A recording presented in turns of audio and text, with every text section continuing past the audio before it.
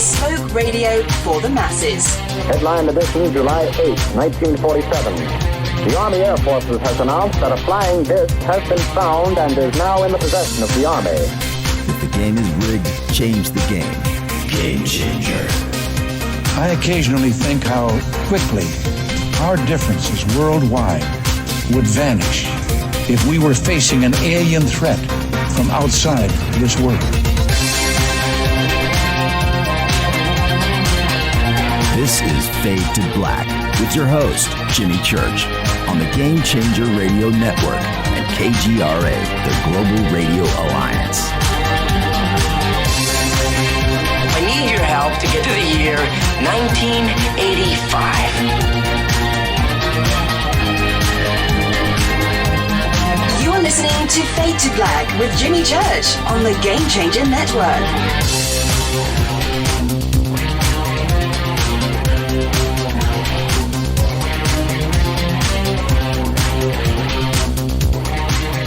Good evening.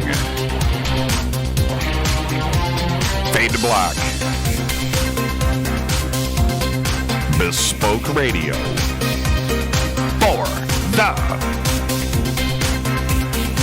masses. Yeah, how you doing? How you doing? All right. Today is Thursday, April 9th, 2020. 100 days today into the new year. Only 276 days left. We are live from a bunker. Somewhere in the middle of beautiful downtown, raining, wet and cold, Burbank, California. And I would like to welcome everybody listening all around the world, all across the United States. Hither and thither, to and fro, back and forth, up and down, east and west, north and south, far and near. This is Fade to Black for KJCR, the Game Changer Network, and KGRA, the planet.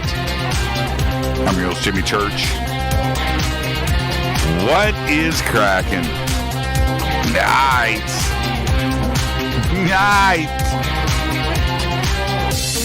This is what we're gonna do now. Right now. Tonight is another Fadernight. It is Thursday.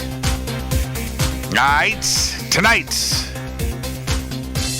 we're going to give away 4 Fade to Black memberships. We're going to do that. We gave away 6 last week. Supposed to do 4. We gave away 6. Tonight we're going to give away 4 more to those in need and are staying at home right now. Well, like all of us, right? All right. The call number is 747-228-2051. You can start calling. I'm not going to pick up any lines. We're not going to pick up till the bottom of the hour, but that number is 747-228-2051.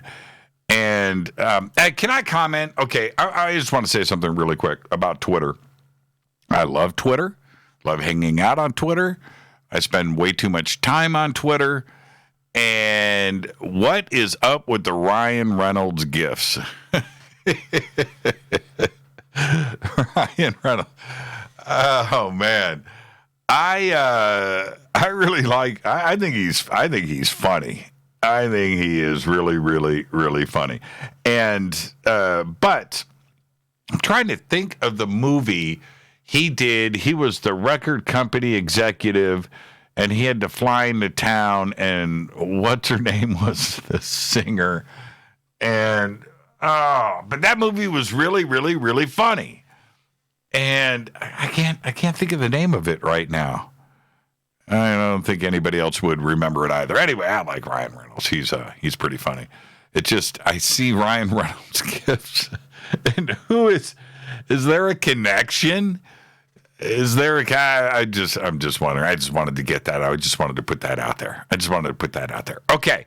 All right. Let's see. Forsaken just says, I took my first sip of River Moon coffee for the night, and it's glorious. Yes. Oh, man. You know what? I came down to the bunker with a full cup. I'm down to a half a cup. It's cold. Have you noticed? I've been wearing sweaters. Right? It's cold and rainy. It has not stopped raining here. You hear me talk about it every single day. For a month, we had one day no rain. The sun peeked through last week. It's been right back to rain, and we love it. Trust me. I know. For the rest of the country that gets too much rain and you guys want for sunshine. Here, it's the opposite. The grass is always greener, right? All we have is sunshine and it never rains. It's really true. And we've had a month of rain. Finally, the smog and the fog and the smog and the pollution is gone, and we can't enjoy it. We can't see the blue skies. So there you go. All right. River Moon Coffee. It's the best. Oh, man. You need to check out what everybody's talking about. River Moon Coffee, Faded Black Blend. Ooh, man. Okay, where am I at? Tonight's Fadernight. Open lines all night long. And we are Rita. It's no longer Ryan. It's Patrick. Follow me on Twitter at JChurchRadio. That's what you want to do. Hashtag F2B is the action of our sandbox that is created by you. And if you haven't been there, get TweetDeck, download TweetDeck, hashtag F2B, make that your first tweet, and we'll come running and we'll tell you how to get it set up. That's the best thing to do. And it is an amazing place to come and hang out. If you haven't seen, a couple of thousand tweets in a conversation go down in a couple of hours, it's pretty entertaining. Get yourself TweetDeck, and you can do it because it's automatic. And the sandbox, the hashtag F2B sandbox. So that's what I got to do is mention Ryan Reynolds, and I'm going to get Ryan Reynolds for the next couple of hours. And all right, okay. Oh, that's funny. Okay, all right, that's not what I meant, but I'll take it anyway. Do cracks me up. Yeah, that what movie is that? Can somebody? What movie is that? Where he's the record company dude? He flies out in his private plane, and he's got to get somebody. It's like a high school. Oh, man, I can't remember. What the movie was. Okay, let's see. So Jimmy wants me to put on. Okay, all right. I got to focus. It's Thursday night. It's Fader night. I'm in a great mood. Geno's East. More on that in just a bit. Okay. It's part of my good mood. Also, tonight after the show, I gotta work, man. I can't be looking at Ryan Reynolds gifts for the rest of the night. I completely forgot what I was getting ready to say. I gotta turn this screen off. That's just got to go away. Follow me on Twitter at JChurchRadio. Hashtag F2B is the sandbox. Hashtag F2BQ is Fade to Black Questions. And I was thinking about doing an AMA tonight. And I kind of changed gears. And let's just go with our normal Fader night, and we'll open up the phone lines and whatever you guys want to talk about. I got a couple of things that I'm going to be breaking out here in just a minute to throw some suggestions out there. And so let's get straight to it. All right. I've been mentioning this for the last couple of weeks. And Rita and I, our family, our kids, our immediate family, our brother and sisters-in-law, and our parents, and everybody around us, and our circle, the Fade to Black crew, we all are on Life Change Tea supplements. And my immune system is rock solid. And I've changed myself. And you, with everything that's going on right now, you need to make sure that your immune system is in check too. And it's a very simple thing. Just get on it, just do it, and don't stop. Visit getthetea.com. And when you get over to getthetea.com, just go to their specials page. Everything is right there. The banner is at jimmychurchradio.com. You can click and head over.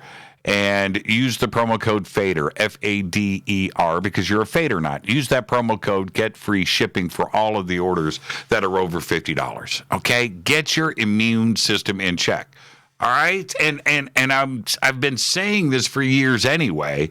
It just so happens that as we were drawing straws over the last couple of months, we picked the right one. We decided to start taking care of ourselves a few years ago, and here we are today. All right? We're pretty confident in our fight against everything. Get your immune system in check. GetTheT.com. Also, really quick, I want to get all of this out of the way because last week we brought on a new sponsor, Billy Carson's new internet TV network, and it's Forbidden Knowledge 4. ForbiddenKnowledge.tv. He's got 1,000 programs already up and live over on the site. You can check it out for 3 days. You get a 3-day free trial. Head over to ForbiddenKnowledge.tv for Forbidden Knowledge. And the links for Forbidden Knowledge are over at jimmychurchradio.com. You can also follow Billy on Twitter at Forbidden Knowledge. Okay? All right. And also, we announced the big news last week that River Moon Coffee is now available on Amazon. They have their own Amazon store. And last week we announced our new Fade to Black blend. It is called Game Changer. So now River Moon's making 2 coffees for us, the Fade to Black blend, the original Doc, and the new blend, which is called Game Changer. And head over to the Amazon Prime store. If you use the promo code JimmyRMC, all uppercase, JimmyRMC, you get an additional 5% off the already discounted prices, and you're going to get free shipping. And you can certainly go over to rivermooncoffee.com, head to that Fade to Black page, and use the promo code F2BBLEND. F2B Blend, and that'll get you 15% off of your order today. All right, let's get to all of the breaking news. Got lots of it today. The European-Japanese Bepi Colombo Mercury mission will cruise past our planet tonight. That's right, in the early morning hours as it continues on its long journey toward the planet. Now, this flyby of Earth will be the last opportunity for skywatchers to see Bepi Colombo. The trip requires 9 planetary encounters with Earth, Venus, and Mercury so that the spacecraft can lose speed before slipping into orbit at its final destination of Mercury in 2025. Very cool. Now, I want to make this announcement. NASA's Hubble Space Telescope is about to celebrate 30 years in space. And the Science Channel will mark the anniversary with a 2-hour special called Hubble, 30 Years of Discovery, which will premiere next Sunday, April 19th at 8 p.m. Eastern and Pacific time. Yeah, you're not going to want to miss that. And everything that Hubble has done. I just did the presentation at UPARS last month, and I was running through some Hubble deep space images. They're just incredible. Hubble changed things. I'll never forget the first time I saw a high-res Hubble image. It's like, oh, man, that's what's out there? Hubble brought all of that to us. Check it out. It's next Sunday, April 19th. Now, next up, a team of researchers led by Sameh Iksander of New York University uncovered foundation deposits, 10 large storerooms, and niches cut into the walls of the southwest corner of the Temple of Ramses II in Abydos, Egypt. Plaques inscribed with Ramses II throne name, copper stone models, pottery, grindstones, and food offerings were all found in storerooms that were roofed with vaulted brick ceilings. First time this has ever been discovered. Now, a complete bull skeleton was also found buried in the temple floor. A full bull skeleton. Absolutely incredible. You can go to archaeology.org And they've got the full story right there. It's pretty incredible. This Saturday Night Live will return, right, with its first new episode since it was forced to call off shows because of concerns surrounding the coronavirus pandemic. The episode will air this Saturday, April 11th, at the show's regular time slot, 11:30 p.m. Eastern and Pacific Time on NBC. With the cast and crew still social distancing, the new episode will feature material that was produced remotely. A press release didn't offer many specifics about what's going to air, so I don't know. Although the episode will feature Weekend Update from somebody's basement, I'm sure, as well as kind of like Wayne's World, right? As well as other original content from Saturday Night Live cast members. And next up, do you remember Linda Tripp? Linda Tripp. Think about that name for a second, right? It might take a minute. Linda was the person who secretly recorded her conversations with Monica Lewinsky. That's right. Now you remember Linda Tripp, right? About her relationship when she was an intern with Bill Clinton, right? The cigar, right? You remember all of that, right? With Bill Clinton in the Oval Office. Well, Linda died yesterday at the age of 70 years old after being diagnosed with late-stage pancreatic lymph node cancer just 4 days ago. She got the phone call from her doctor and died 4 days later, yesterday. Incredible. All right. Scientists... Okay, I'm going to be talking about this for a while tonight, so I just want you to stay with me. Listen to this. Scientists for the Center for Astrophysics say that they have been able to measure the wind speed of an object outside of our solar system, 33.2 light years away from Earth. On a nearby cool brown dwarf called 2-mass J1047 plus 21, scientists are reporting that they actually clocked wind speeds reaching 1,450 miles per hour. Their study published today in the journal Science. Now, the measurement was made using a new technique that combined a detection of radio and infrared emissions. This allegedly allowed the scientists to clock the wind speed of 2-mass J1047 plus 21, even though they couldn't pick out cloud movement in its atmosphere. Also in the report, they said that they located illegal street vendors on the small brown dwarf at the edge of a town bazaar that were selling counterfeit "I've Been to Earth" t-shirts. Now, don't ask me how. I don't know how they did this, but they did it all without being able to peer through the intense cloud cover of 2-mass J1047 plus 21. More on this in just a minute.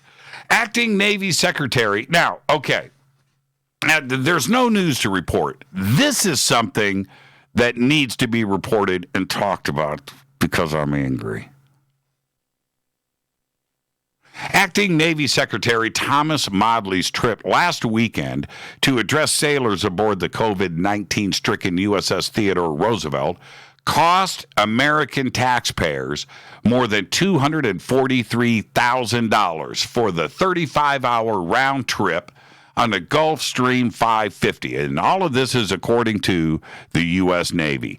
Modly flew aboard the C-37B, a Gulfstream business jet modified for military use. The cost of flying it is $6,946.19 per hour. All of this according to the Navy. The flight time for the Guam trip was about 35 hours for a total cost and a bill to us, American taxpayers, for $243,116.65. Less than a week later, just 2 days ago, Modly resigned as acting Navy Secretary, which means it was a wasted trip, it was wasted money that you and I paid for. And I think he needs to pay every penny back. an outrage. And think about this. He flew alone on a Gulfstream with a pilot, a co-pilot, a flight attendant, an assistant, and a load officer. Had to pay for 5 people for him to fly there, to fly back, and then he gets fired. Well, he resigned. Think about that for a second. $243,000. Yeah. You need to think about that. I'm not going to let this one go. All right. Last night, Paola Harris was with us, and she is the CEO of StarWorks USA. And her conference, the StarWorks UFOs and Artificial Intelligence Conference in Laughlin, Nevada, which is November 5th through the 8th, is still on. I want you to go and visit StarWorksUSA.com for tickets and info. I'm going to be there. I'm going to be hosting.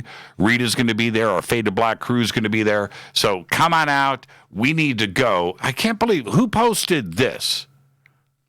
Led Zeppelin. Okay, more on this in just a bit. It's kind of weird. Genesis and Led Zeppelin just popped up in the... How do you guys... Okay, the synchronicity of this is pretty trippy. The universe has a way of connecting us all together. I love it. You just wait till you see what I've got to say here in just a bit. And also, Disclosure Fest is still on, too, as well. Visit disclosurefest.org. And that is going down Saturday, June 20th at the historic Los Angeles Park in downtown Los Angeles. It's a beautiful, beautiful, huge park. And all of your information, that's a free event, is over at disclosurefest.org. All right, let's get to it. I got a lot to talk about tonight. And let's see. Happy birthday to today. Dennis Quaid is 66. My Chemical Romance frontman Gerard Way is 43. I had to do that for both of our daughters. Drum god Steve Gadd today is 71. That's right. He played on Paul Simon's 50 Ways to Leave Your Lover. Remember that drum track in the beginning? That's Steve Gadd. Steely Dan's Asia, right? Michael Frank's Skin Dive. Steve Gadd today is 71. Our dead guy's birthday today is Carl Perkins, 1932 to 1998, died at the age of 65. The absolute king of rockabilly guitar. He wrote Blue Suede Shoes. You can just stop right there. Carl was inducted into the Rock and Roll Hall of Fame, the Rockabilly Hall of Fame, the Memphis Music Hall of Fame, and the Nashville Songwriters Hall of Fame, and the Grammy Hall of Fame. Perkins died on January 19th, 1998 at Jackson Madison County Hospital in Jackson, Tennessee from throat cancer. Happy birthday, Carl Perkins. Man, you changed the world. On this day in history, OTD, 1959, NASA introduces America's astronauts to the press. Scott Carpenter, L. Gordon Cooper, John Glenn, Gus Grissom, Walter Schirra, Alan Shepard, and Donald Deke Slayton. Here's your Fader fact. According to an MIT study, the presence of eyebrows is more important in facial recognition than the presence of eyes. And that is your Fader fact. Tonight's another Fader night. Open lines all night long. 747-228-2051. We will be giving away four Fade to Black memberships. All right. Trying to find breaking. Let me hit this Rivermoon Coffee, rivermooncoffee.com. Let me get this in. I'm running out of time. Trying to find breaking news to report that isn't coronavirus related is a tough job these days. It really is. Just ask Renee. There is nothing out there. Apparently, there is nothing going on. Missing are the stories about Iraq, Syria, Russia, Iran, Mexico, all of Europe and Africa. There's no kidnappings, arrests, murder, robberies, no issues at the border, no crazy weather or hurricanes or volcanoes, no UFOs or TTSA on Fox with co-star Lewis. Nope. And it makes you wonder if all of the headlines over the years really happened, right? Think about that, if you know what I mean, right? Well, how could everything that normally happens around the world just stop? Well, it has. And you can see for yourself. Go and check out the news right now. Read through everything. Nothing is happening, and the world has gone silent. Now, that being said, in our vigorous search for anything newsworthy, I found the wind on the brown dwarf story that I read earlier in the breaking news segment. I thought it was worth reporting to you for a few different reasons, right? But none of them are what you think. You see, here's the deal. How can scientists possibly know the wind speed on a distant planet? In this case, a brown dwarf. And this brown dwarf is 33.2 light years from Earth. And the answer is simple and direct. They can't. We barely have real data on Venus, on Mercury, Mars, Jupiter, Saturn. You can forget about Uranus. We don't know anything about that planet. Uranus is huge, but we didn't discover it until 1871, and we have forgotten about it since. Mars, which is right next door, where we have sent countless probes, landers, and rovers over the years, is a bigger mystery today than 50 years ago. And you need to think about that. We still haven't found water, or anything else for that matter. Sure. Lots of reports about ice, but for some reason, we don't want to go check out those areas. And I could spend a whole show on this conspiracy, but we do measure the wind speeds of Mars. That's right. And we did this quite successfully because wait for it, we've been there. Sure, we found out a few things about Mars. We know that the dirt is red. We know that there's lots of rocks. And we know that we could possibly live there. But we can draw the same conclusions with a telescope in my backyard for about $200.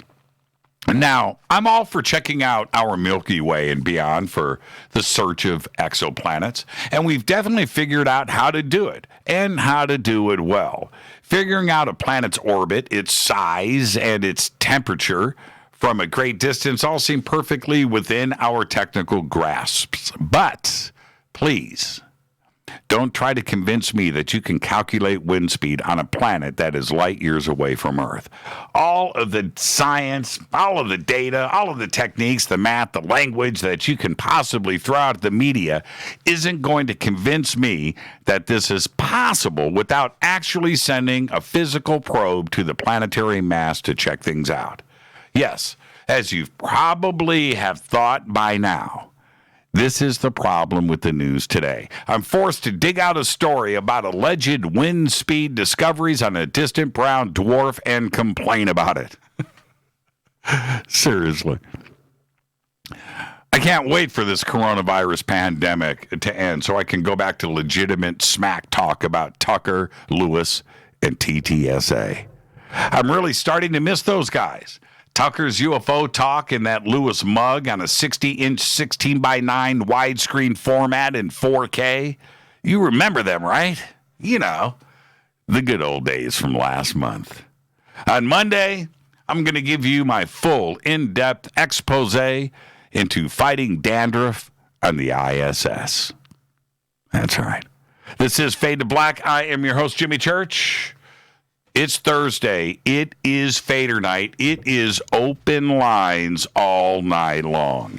747-228-2051. 747-228-2051. I'm going to take a quick break, and I'm going to come right back and get straight to your phone calls. This is Fade to Black on the Game Changer Network and KGRA, The Planet. You can follow me on Twitter at JChurchRadio. I'm your host, Jimmy Church. I'll be right back after this short break. Stay with us.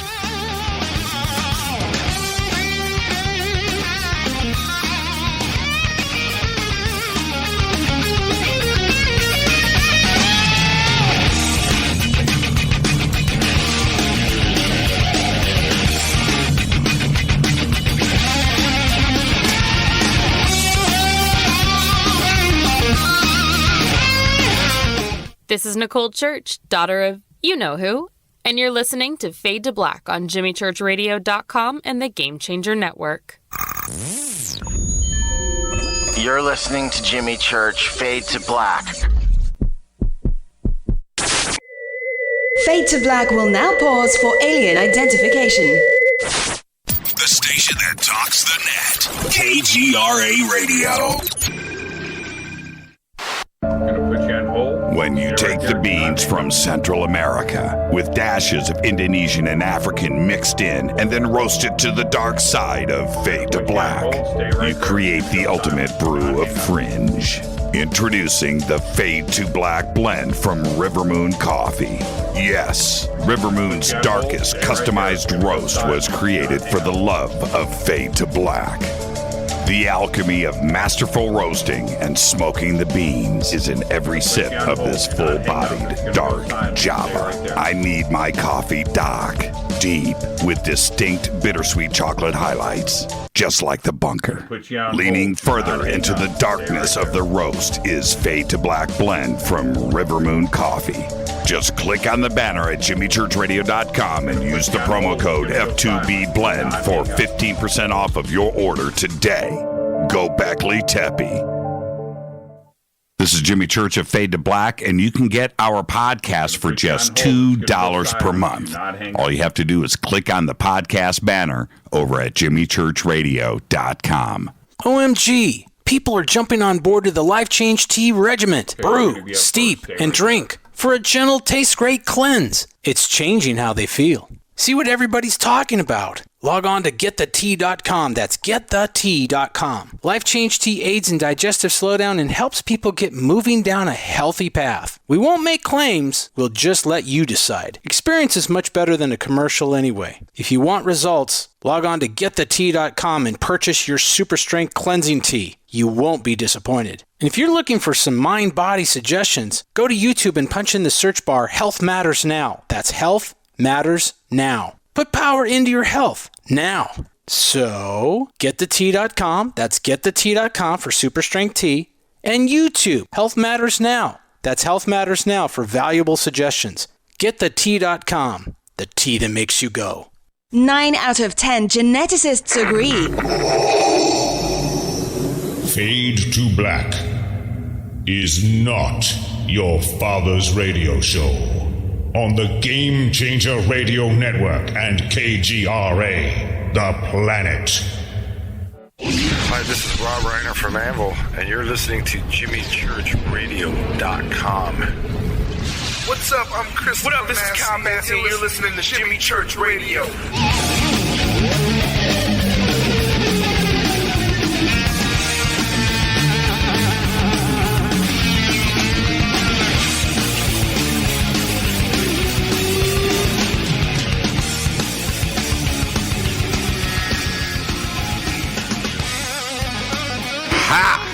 Welcome back. Fade to Black. I'm your host, Jimmy Church. I didn't have a live mic on. I had the talkback feed on, and you guys are hearing the talkback feed. That's what people hear when they call into the show. And I had that button unmuted, so you guys are listening to the talkback feed. That's what's going into the headphones. But that's how rude I am.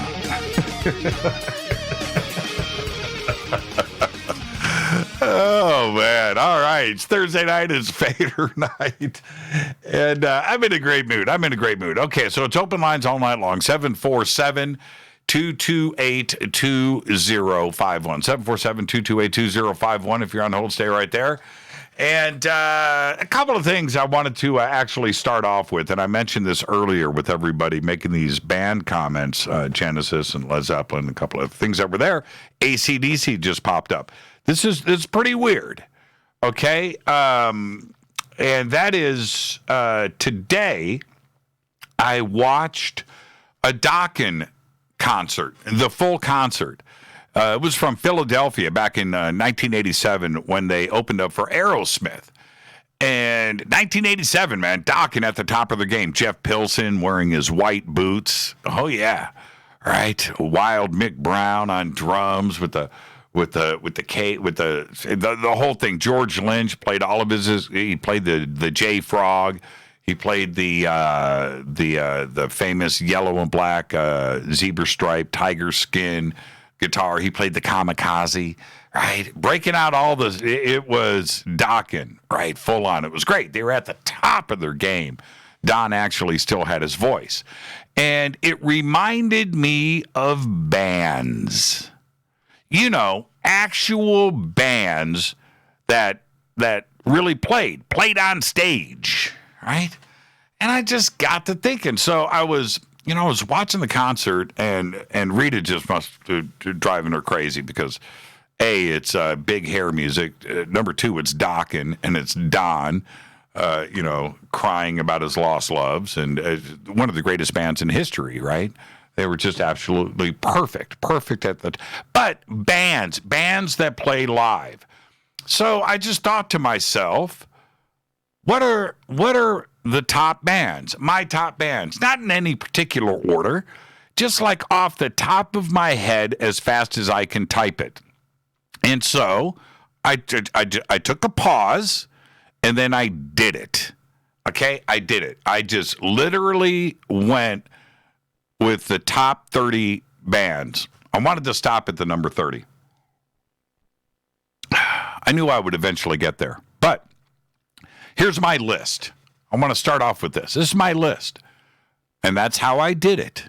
Listening to Dokken, cranked out 30 bands in a row. All right? Not musicians, not Yngwie, bands. Number 1, Led Zeppelin. Number 2, Van Halen. Number 3, Black Sabbath. Number 4, Judas Priest. Number 5, The Eagles. Number 6, Soundgarden. Number 7, Pantera. Number 8, Pink Floyd. Number 9, Leonard Skinner. Number 10, Steely Dan. Number 11, AC/DC. Number 12, Guns N' Roses. Number 13, Rainbow. Number 14, ZZ Top. Number 15, Rammstein. Number 16, Dokken. Number 17, Queen. Number 18, The Cars. Number 19, The Who. Number 20, Rush. 21, The Scorpions. 22, Thin Lizzy. 23, Deep Purple. 24, Whitesnake. 25, The Kinks. 26, Triumph. 27, Yes. 28, Queensryche. 29, Genesis. And number 30, The Rolling Stones. Now, this took me about 3 minutes. Typed it out nonstop. This is what was at the front of my brain. Aerosmith, oddly enough, is missing. And for some reason, they didn't pop into my head as I raced through to get to number 30. That says something. I don't know what it is, but there has to be a 31st, right? So there you go. So that's my list. So I did that this afternoon. Today, you guys don't know I typed up this list. And today, you guys start the show off with Genesis and AC/DC and Led Zeppelin. You guys didn't know I prepared this list. Pearl Jam, Slipknot. Yeah, I get that. Trust me, the list it could be 50. This list is just what I typed out in 3 minutes as fast as I could. All right, so that's not any final thing. If I wanted to spend time on this, I'd pull stuff out and add stuff in. Yeah, there's no doubt about that, and I get it.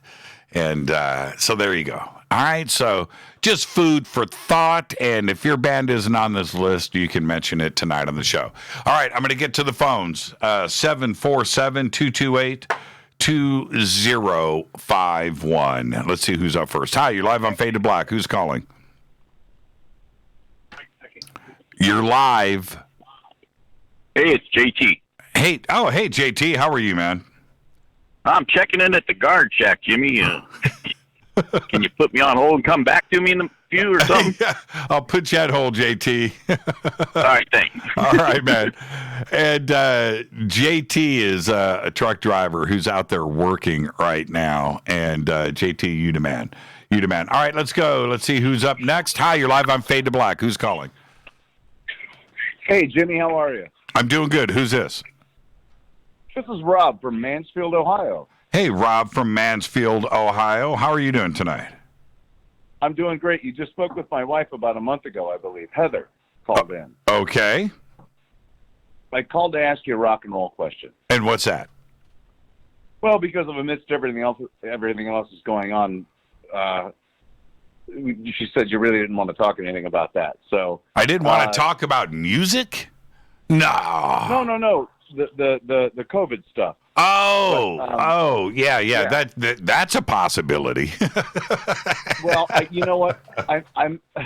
I'm considered an essential, and I'm out working in the trade every day. I sell beer and wine for a living. You are. You are essential. There's no doubt about it.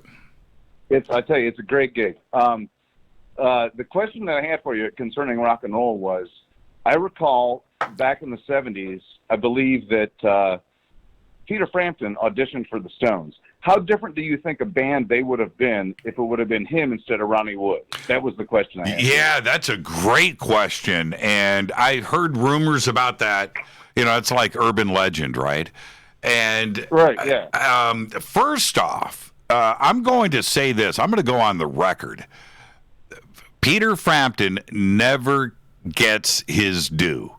When we talk about great guitar players, and we mention, the Jeff Becks of the world and Jimmy Page, and we talk about these, great names, deservedly so, and I understand that. Peter Frampton needs to be in that discussion. Clearly, he is that great. And tremendously influential on a huge generation of people, including myself.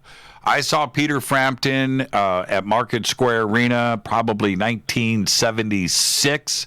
Frampton Comes Alive tour. Rick Derringer opened, and Derringer slammed, by the way. It was just incredible. But anyway, Peter Frampton brought me to tears in that concert. He was just great and a great showman. And so if you back that up and you think about that talent and what he could have brought to the table for the Stones, absolutely. Because Ronnie Wood changed the game for them. They went into that funk, blues, funk direction, and they could have had anybody, pull them because they can play anything. They're very talented. Yeah. So yeah, I have a follow-up for you, though. Okay. No, but he would have changed. He would have changed him, and he also would have been great in the Rolling Stones. No question about it. Yeah, exactly. I think the music might have been softer, a little bit more thoughtful, forethought. But the other thing too is, do you think that the interweaving would have changed? Because they had Mick Taylor, and then they went to Ronnie Wood. They had Brian Jones first. So Keith, he knew what he was doing when he was interweaving with guitar players. I just wonder how well Frampton would fit into it. If you can speak on that just for a little bit, how he would have interwoven the way that Ronnie did. And the Mick Taylor version of the Stones was also pretty cool. And if you think about his influence on it, because he was just another great guitar player, blues guitar player, and the songs were very, how do I want to say this, mystic, dark. In a good way, right? But they went in that direction, and had Frampton come in with his little pop influence, and Frampton had some pretty notable rock and roll guitar licks, man. Do you feel like we do? Oh, yeah. Can you imagine if the Stones did a version of that, right? Oh, man. I was blown away when they did Bob Dylan, Yeah. I thought, this is crazy. Yeah. They're always, they have a heavy country and blues influence, but I always thought that Frampton might soften the band a little bit more. Softened and hardened them at the same time. Did we just say that on the air? Right? That sounded. Well, I don't know that. I don't think I used the word soft, Jimmy. Yeah, I know. Right. But the other thing is this. No, I did. I must have. Yeah. But I'll say this before we move on. Ron Wood looked like a Rolling Stone. He did, man. He fit. It was the perfect. There's just no question about it, man. He looked like a Rolling Stone. And, Keith is quoted as saying, and I'll try to do my best, Keith, here. He's quoted as saying, you know what? We just sat around and Ronnie came in and boom, he's got the gig. Well, if you think about it, the circle of friends that was going on in the UK back then, and I'm talking about Ronnie Wood, Jeff Beck, Faces, the Rolling Stones. All of those bands traded musicians and keyboard players, and they were all friends. And Rod Stewart. If you think about it, they all could have been interchangeable at any point. And I've always looked at it that way. And that includes even Stevie Winwood. You know what I mean? It was. Because he was. Yeah, they were all. It was all part of a vibe, I mean, back then it was all. Music was just so cool and new and understanding, especially for the American culture. Right. Because they're bringing all this stuff from Britain. Right. So kids back then, we just came out of the 50s. They didn't know what was cool until some British kids came over and said, "Hey, man, this is cool." Well, this is music that was grown up. This is music that was born in your own backyard. It's the blues, man. Here you go. Let me give it back to you. It went exactly. It went both ways.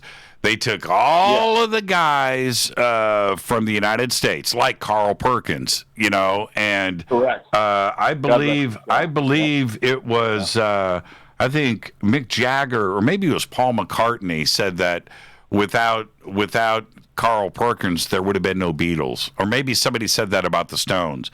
But it was the same. If you take any of the guys, Blind Lemon, whatever, right? Any blues guitar player named King, any Elvis, any of those guys, right? Blind, Lemon, Mellon, Jefferson, any of that stuff went over to the UK. They did their thing with it and then sold it back to us. It's kind of like what Japan does with steel, right? They sell us a car. We send them the steel. They make right. And they sell us the car a second time. So there you go. Yeah. Hey, Rob, thank you for the phone call, my friend, and great conversation. It was a pleasure talking with you. Thanks, Jimmy. Yeah, thank you, and tell Heather we said hello and go Beckley Teppy. I'll do that. Go Beckley Teppy, brother. Go Beckley Teppy. That's a great phone call right there, and I really, when it comes to music, you guys know music. I mean, it's just so much fun to discuss that with you. It's all about the paranormal, UFOs, and conspiracy and experiences and time travel and lost history and ancient Egypt and all that fun stuff. But we got to throw in a little food and music as well. And let's stay on the phones. Hi, you're live on Fade to Black. Who's calling? Hey, Jimmy, it's Donna from Kentucky. How are you? Hi, Donna from Kentucky. How are you? I'm hanging in there, just sitting here watching some strange-looking dude on my TV. Man, does he have a fat, white, bloated face? Nah, he doesn't. No, okay. But he's got this weird-looking thing in the corner of his room. That thing right there? Yeah, the alien thing. Yeah, man. Yeah, he's real. He's real. Solid metal. Yeah, looks cool. I just wanted to call to give a shout-out to all the factory workers out there who are essential workers. Yep. Still working. I never see in Facebook or anything, people are always mention, and yes, they should, the doctors and nurses and all, but it's also the factory workers. I mean, grocery workers, yeah, of course, but I don't ever see factory workers. Yeah, you're right about that. And I have, I've tried to say thank you to everybody. The list is so long. I'll give you, you know what? I'm going to give you an example. Tomorrow is trash day in our neighborhood, right? Thank you to all of the garbage guys out there and women that are out there, getting it done. They're getting out, and you're right. Anybody right now that is going to make sure that the medical protective gear is being made, and the factories that need to stay open are staying open, and they're going, and they're with all of the concerns that they are facing the same concerns that we are, right? So we're forced into staying at home and sheltering in place.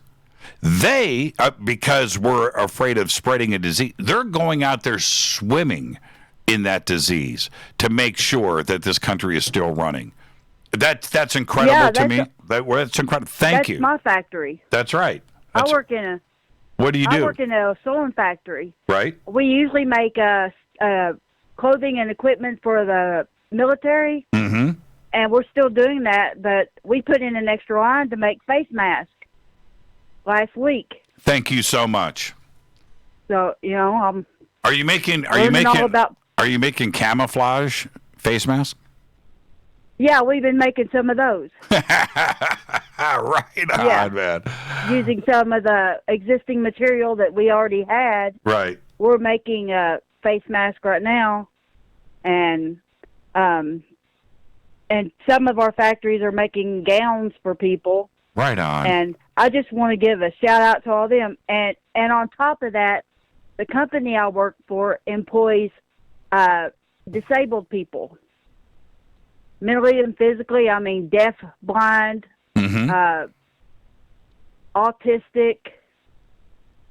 all kinds of different different disabilities and all. That sounds like a fun. That sounds like a fun place to work. Yeah, and a little side note: anybody who thinks about wanting to give up their child or get rid of a pregnancy because their child is going to be special needs and whatever, just think of what is happening right now, that the very kind of people that they want to get rid of and don't get a chance to have some kind of life are the very people on the front lines trying to help save lives right now. Thank you for that, Donna. Thank you for that.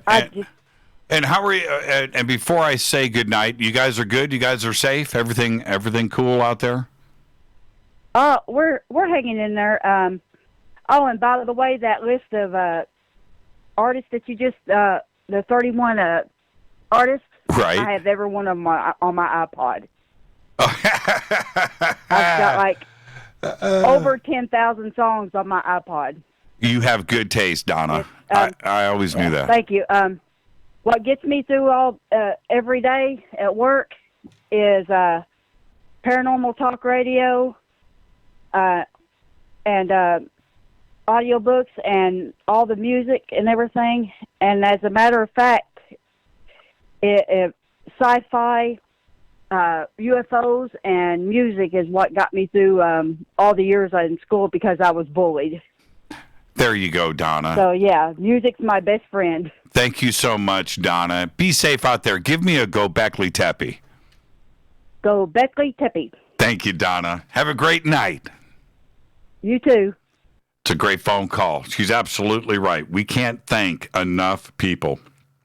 Can't do it. Throw a blanket over all of it and just say thank you to everybody that is helping not only get through this, but this country still has to run. Still has to run. People need to be fed. The roads need to be correct. We have JT on hold. I'm going to get to JT right now. And the truckers, it's just absolutely incredible. JT, you still there? I'm here. Did you get through the guard shack? Yep. Did you tell him? Ready to take off again. Did you tell him what? Did you tell him you were on hold with Jimmy Church and he needed to get snappy to it? Yeah. He snapped right on. I mean, he's like, yep. He didn't even question my credentials. Just flagged me right on through. JT, how you doing? How you doing tonight? What's in your load? Tonight I'm hauling starch, corn starch. Guy, that's a necessity. That's a necessity. Yeah. It's medical grade. I'm hauling it over to Lilly. They put it on the pills, like your right Tylenol. They coat your pills with it. It's a pharmaceutical grade cornstarch. And yeah, you're right there in Indianapolis and Eli Lilly. Yeah. That's a big. That's you know what? I flew one time with Miss Lilly. Like the no daughter. way. Yeah. I won't waste time on that. But it was pretty trippy. She's probably 80, and she drank like 6 Bloody Marys in an hour. It was pretty hilarious. Yeah. Pretty hilarious. I bet. Anyway, what's on your mind tonight, JT? Thank you for everything that you do, my man. No, we're just out here doing it, Playing the game. Playing the game with the Game Changer Network. Hey, bust out the horn. Bust out the horn. All right, I don't want to scare anybody, but hang on a sec. Give me a sec. There you go. Driver backing into me, slammed on his brakes, thought he'd hitting something. I know, exactly. I have one here in the bunker. Check this out. Oh, you can't see it, but yeah, you can't see this. But check this out. I got watch on replay. Okay, I got a tractor horn here that I'm installing. I'm showing. I'm going to check this out. I got a tractor horn right here that I'm installing on my Jeep. I got the control unit and the pressure, the pump, the whole thing, man. I got what you have on that, but I've got it for my Jeep. My brother-in-law got it for me. So I'm going to install it inside of the engine bay. I'm not going to have it baby. Out, right? I'm just going to freak somebody out. But I got it. Go down to truck stop and get that train horn. They got a four-barreled train horn there. Yeah, they sell it to truck stop it. Yeah. This one is a single, but it is gnarly, man. It is. Look at that diaphragm. This thing is just crazy. It's about 1.5 feet long, and I can't wait. There's the tube for the air pump. Yeah, it's cool. It's cool. And with I have to watch it. I'll definitely watch it. Yeah, it's a Breg. It's a Breg air horn, and it. Wow. I have an auxiliary switch inside of the Jeep. There's 4 of them where you can hook stuff up. Yeah. So I have my own switch. I can't. Is it a Wrangler? You got a Wrangler, right? Yeah, I got a Willys. Yeah, I got a 4-door Willys. Oh, okay. Yeah, the Willys edition. Send you a picture of the T-shirt I got. My wife hates it when she won't go anywhere when I wear it. I'll post a picture of it tomorrow or next week so everybody can see it. All right, JT, yeah, you got it. I got 1 minute left before the break. You called me. What's on your mind? I got a lot. Anyway, I guess I'll go to the Graham Bonnet one. So I was listening. She's like, "Who's that?" I said, "Oh, come on." So we played my favorite song is Baby Blue, it's all over Baby Blue. Oh man, that is. Oh man. So she's all right with that, but I almost had to divorce her though because so I started playing Kingdom of Light in her Pateller, Yep. And I almost turned a Jeep around, went right to my divorce lawyer. Man, she said he sounds like Bon Jovi. I'm oh man! I said, what? That's fighting words. I know. I was like, man, killing me. I just shut it off. Graham lives. Graham lives down the street from us. He lives down the street from us. I should call him up. What? Yeah. He's about 71, 72 now, isn't he? Yeah. He's getting up there, but he's still got his pipes. Still got his pipes. He's one of my favorite singers, man. And it doesn't matter what band he was in. All of the Michael Schenker stuff, all the Rainbow stuff, his own solo stuff. Just Alcatraz. Oh man. Oh, he's just amazing. Bon Jovi. Yeah. Oh God. I got 10 seconds or so. Yep, 10 seconds. All right. So that Honey Bunches of Oats store, I forgot. Kid came back from North Carolina. He's in Camp Lejeune over there. My son-in-law. They were over here for evacuation. They got hit pretty hard a couple of years ago, and I get up about 4 in the afternoon. My daughter's like, "Dad, what's in your cereal?" I'm like, "What's in my cereal?" She goes, "What did you put in?" I said, "What do you mean?" She goes, "Well, we went to the store. The kids ate it all. They loved it. We got the granola and this and that, but we don't know what kind of cereal you put in it because I poured it into a Tupperware container, Uh-huh. So they tried to recreate my Honey Bunches of Oats. I'm like, are you kidding? They did pretty good. I mean, it was pretty funny. I was like, I was like, what the heck? All right, JT, be safe out there on the road, and tell numbers, everybody. Number 624 to 26, go Beckley Tuppy, and get out of the way. JT, drive safe. All right, brother. Thank you so much. That's JT. Thank you for having me on the air, buddy. Yeah, tell everybody in Naptown I said yo. Okay, there you go. I will. JT driving his tractor in Indianapolis. This is Fade to Black. Open lines all night long, Thursday night, 747-228-2051. I'm your host, Jimmy Church. I'll be right back. Stay with us.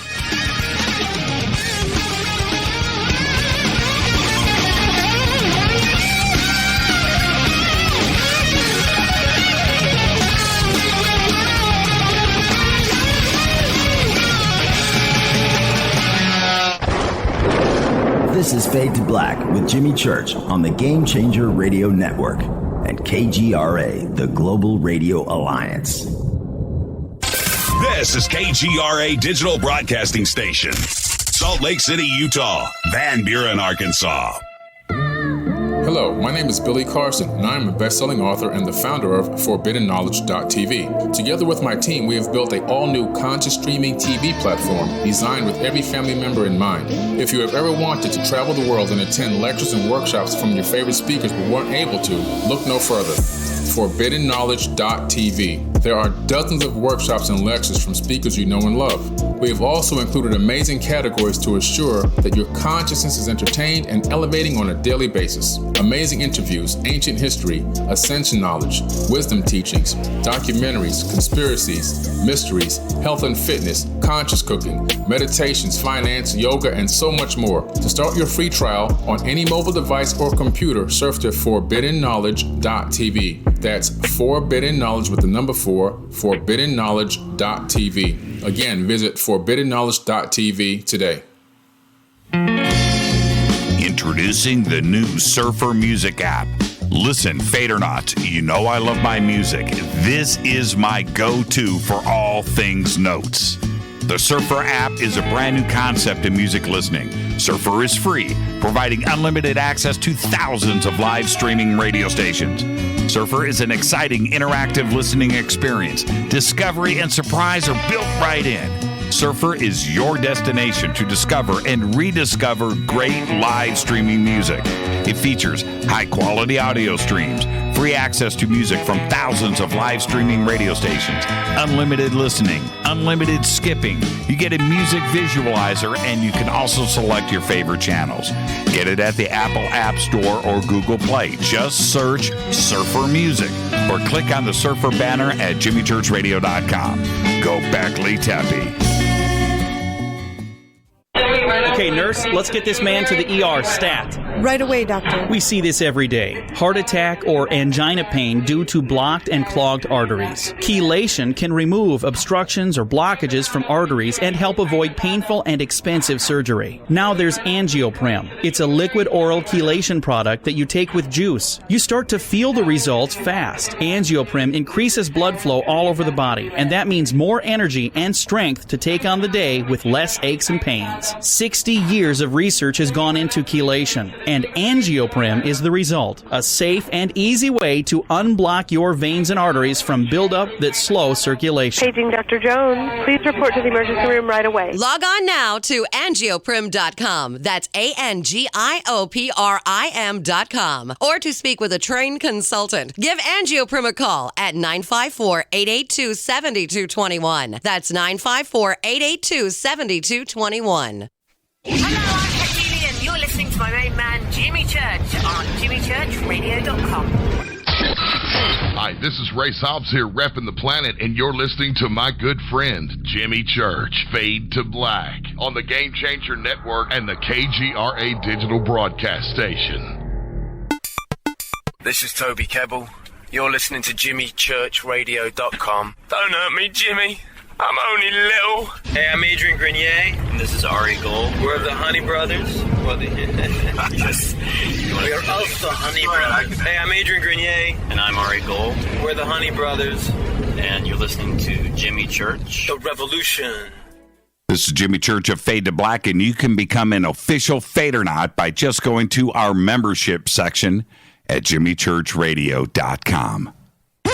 Hello, this is Serena Wright Taylor from Conscious Life Expo, and you're listening to Fade to Black with Jimmy Church, who holds the Lucky Pony record for the best astrological chart since 1963.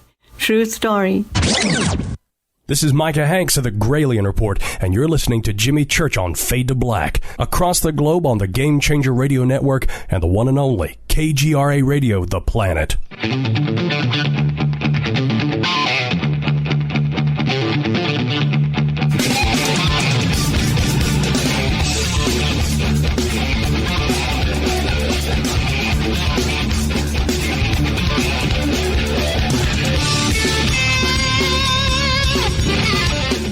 Welcome back, Fade to Black. I'm your host, Jimmy Church. Tonight, Thursday night, Fadernight.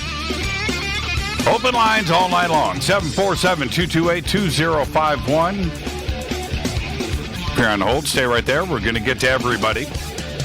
And 747-228-2051. And I wanted to share this great bit of news. I posted it up on Facebook and Twitter today because today I just found out that there is a Geno's east of Chicago pizza place in Sherman Oaks, California. And when I posted this earlier today, where I said I've just been kissed by the baby Jesus on Good Friday Eve, life is good. Tomorrow we're going to be munching on Chicago deep dish. I can't believe it. And Taste Chicago, owned by the band Chicago and Ray Romano, was the only deep dish pizza place in Los Angeles, certainly here in the Valley, and they closed this year. They've been there for years and years and years, and we went there all the time. They're closed. They're gone. And there's a Froman's, but it's down in Los Angeles in East LA. It's 20, 30 miles away, whatever. So, but I found out that there's a Geno's East Chicago here. So I'm just, seriously, it's a great day. It's a great day. Let's go back to the phones. Hi, you're live on Fade to Black. Who's calling? Hi, Jimmy. This is Steve from Las Vegas. Hey, Steve. How are you tonight, man? I'm fine. First, I'd just like to thank you, Rita, and all those behind that bring us Fade to Black, and the listeners and the callers.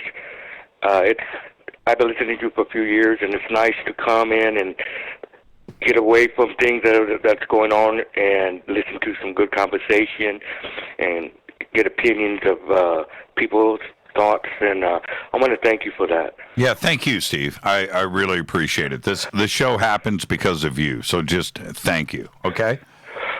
Okay, well, I've been gathering UFO footage for the past 25 years, and this past few weeks, I've seen a surge in sightings and footage being taken, mostly of these orbs, and I'm thinking, why now all this surge? And I'm thinking, well, if these visitors are looking from above, they must have seen us in some kind of lockdown. They're not seeing people out. And if you're looking from above, you've seen a whole different,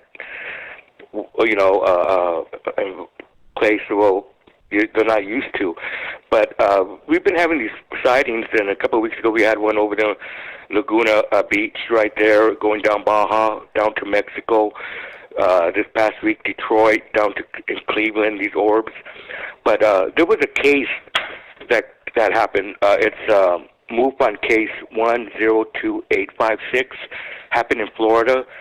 And this man videotaped this orb coming down, and this orb morphing into an entity that was off the ground.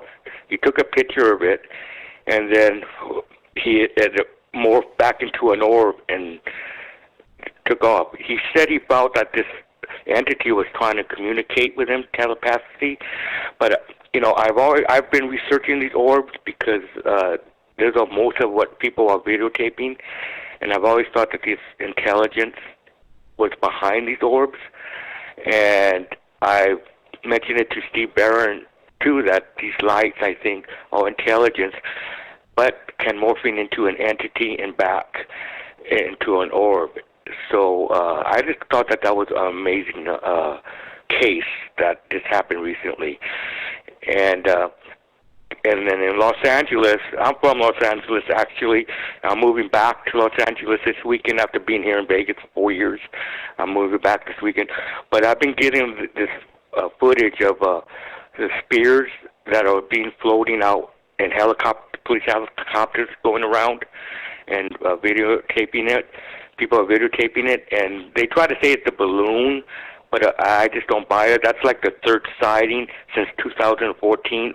One was spirits taking over West Covina, and police helicopters took at that one. So I think California right there, it's a hot spot. And I just wonder, do you think why we're having the surge of UFO sightings the past few weeks? Yeah, no, I wanted to ask you that question. What do you think is going on? Well, I think they know what's going on here on Earth. They're not used to seeing nobody on the streets, so they know they're seeing what's going on. Now, whether a lot of the video footage, these orbs are getting closer to people to videotape. I got videotape of a mother and her son out in the driveway, and the orbs come and right over them, like if they were looking down at them. So I think they're letting us know they're here, and I'm just speculating, but I'm speculating on data that I've collected for 25 years, you know. And so I think they're just letting us know that they're here, and rather they're going to show themselves more and more, or just come out and just give us a mass sighting. I think it's possible, but it just amazes me that so many people are videotaping these sightings, and it's not stopping. It's just continuously every day. You know, this video from not just here in the U.S. but around the world. They're just everywhere. And I saw 5 years ago I started a room on Facebook called The Truth Be Told, and I got up to 1,700 people in there where I post daily the UFO news, what's going on in the phenomena with UFO researchers and footage, and people are really taking interest in what's going on. And when some of these footages come out, people are saying, hey, they question it while they're videotaping. Is this why they want us to stay inside, you know, not to see these sightings? You know, it's just a theory that they're saying, but these people are just surprised when they're videotaping it. But I also post on Fade to Black, Phoenix Lights, Black Vault, and information in these sightings, because I feel that I want people to be able to come and get the best news of what's going on in the news on UFO news, because you got a lot of UFO researchers, and you got a lot of sightings, and you could come into the room and you could get updated. And actually, I messaged you on Facebook, giving you some of the sightings of footage, but I haven't heard from you on the messenger. But one of my I sent you a video that happened in July in England, July 4th, 1998, of footage was taken of a disc flying in the countryside in England, and you could clearly see the disc, and it was taken here to Hollywood to special effects to look at it, to analyze it, and I sent you that video, and they came out and said, no, it's real footage, because the way to tell that the way the camera was on it, shaking a little bit, and they analyzed it, and they said, yeah, there's something there. They didn't want to come out and say it was a flying saucer, but they said it's an object there. Right. You should post them. I don't catch, especially when it comes to Facebook, Stephen, it's, please don't take it personally, but I get literally 1,000 messages a day on Facebook. And right. It's just impossible. It's impossible for me to click through and catch it. But post it up in Twitter. That's what you should do. Post these pictures up in Twitter. Hit me at hashtag F2B or hashtag F2BQ, and I will catch it there. It's a little bit easier. All right, do me that favor. All right. You got it. Thank you, Jimmy, for listening. Yeah, thank you, Stephen. Have a great night. Be safe out there, and welcome back to California. You got it, buddy. Bye-bye. I'll talk to you. Steven, live from Las Vegas, and there is a lot of action going on out there right now. And if you look certainly at Steve Barone's recent footage, I can't explain Vegas. I cannot explain what is going on out there. The reputation goes back for decades, and I understand that. But there is some stuff that is happening, not only over the city of Las Vegas and Nellis, but it's Red Rock and then coming around, heading east and then north and northeast up into Area 51. It's absolutely dramatic. Hi, you're live on Fade to Black. Who's calling? Hi, Jimmy. This is Gus. How are you? I'm doing good. Gus, where are you calling from? I'm calling from Los Angeles. Oh, you're calling from L.A. All right. What part of L.A.? It's a test. I'll just say nearby Downey area, Paramount area. Paramount. Okay. Yeah, I don't want to say exactly where, but around there. Okay. All right. Isn't that home of the Carpenters?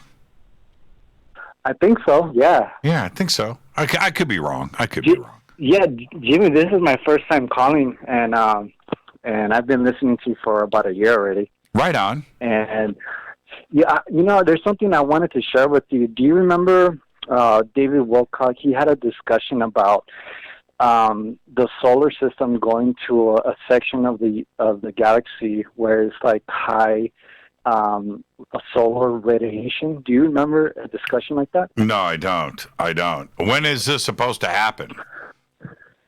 Well, I remember this discussion. What I thought was interesting is that I don't remember the details, but saying that in this section of the galaxy where there's going to be high radiation, that is going to affect the planet and everything in our solar system. I don't know if you heard, like in Mars, the temperature is increasing, and other planets as also is affecting the planet here.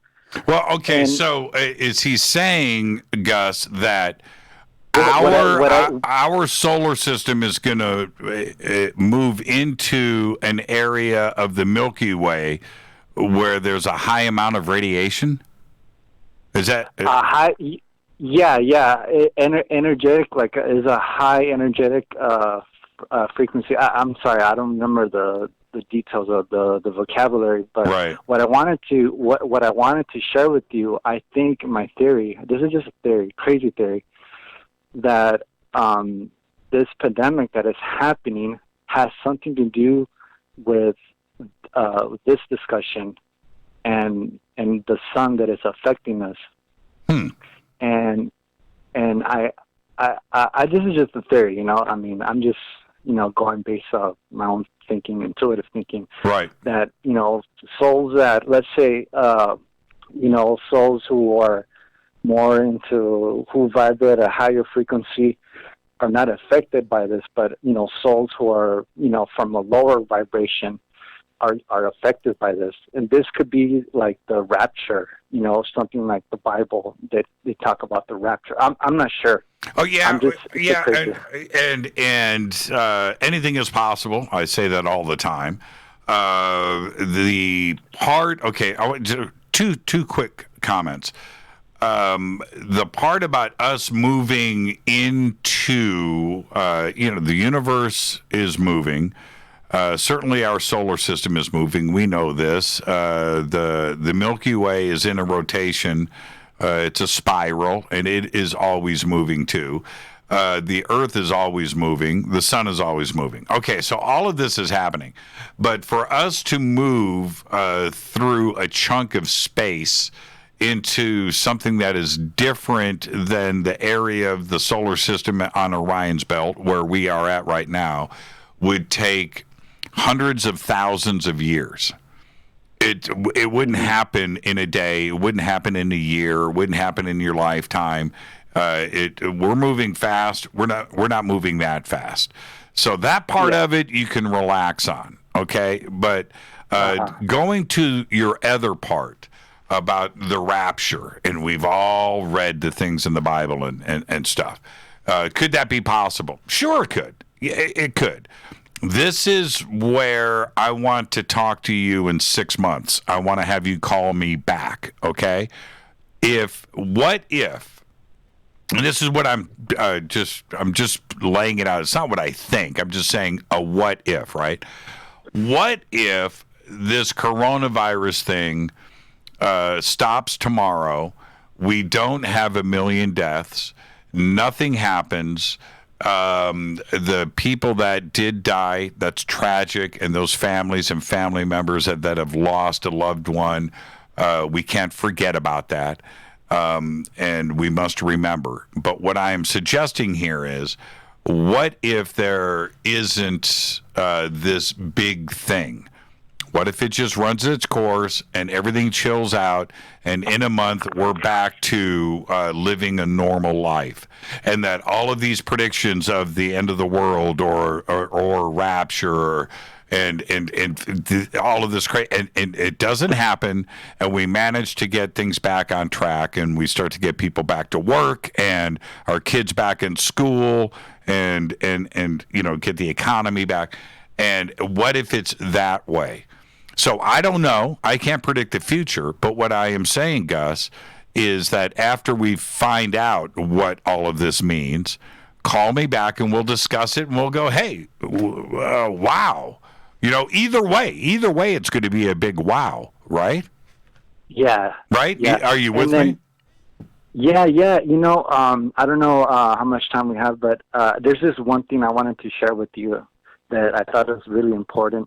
I'm not sure if you remember, you had a lawyer, he called you, I think it was like at a Fadernight, and he was talking about there was an agenda by the UN trying to take over New York, basically, the government, the policy, and there was an agenda. Do you remember a lawyer calling you? I don't.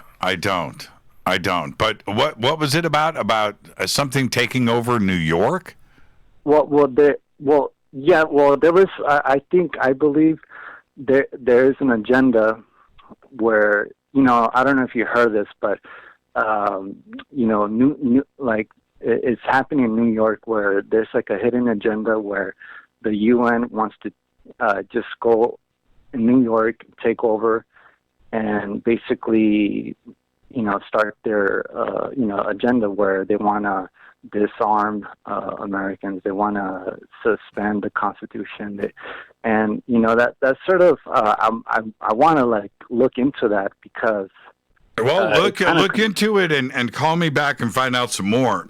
I don't know. Are you talking about Agenda 21? Yeah, and then he was trying to show you some proof, but I guess. I don't know. Yeah, the conversation got cut off, but I've been trying to. I'm gonna go back and try to remember his name and see if he can provide that proof. Well, you can look up Agenda 21 online, and you can read through all of it. I looked at Agenda 21 and I read it, and I'm going to say this.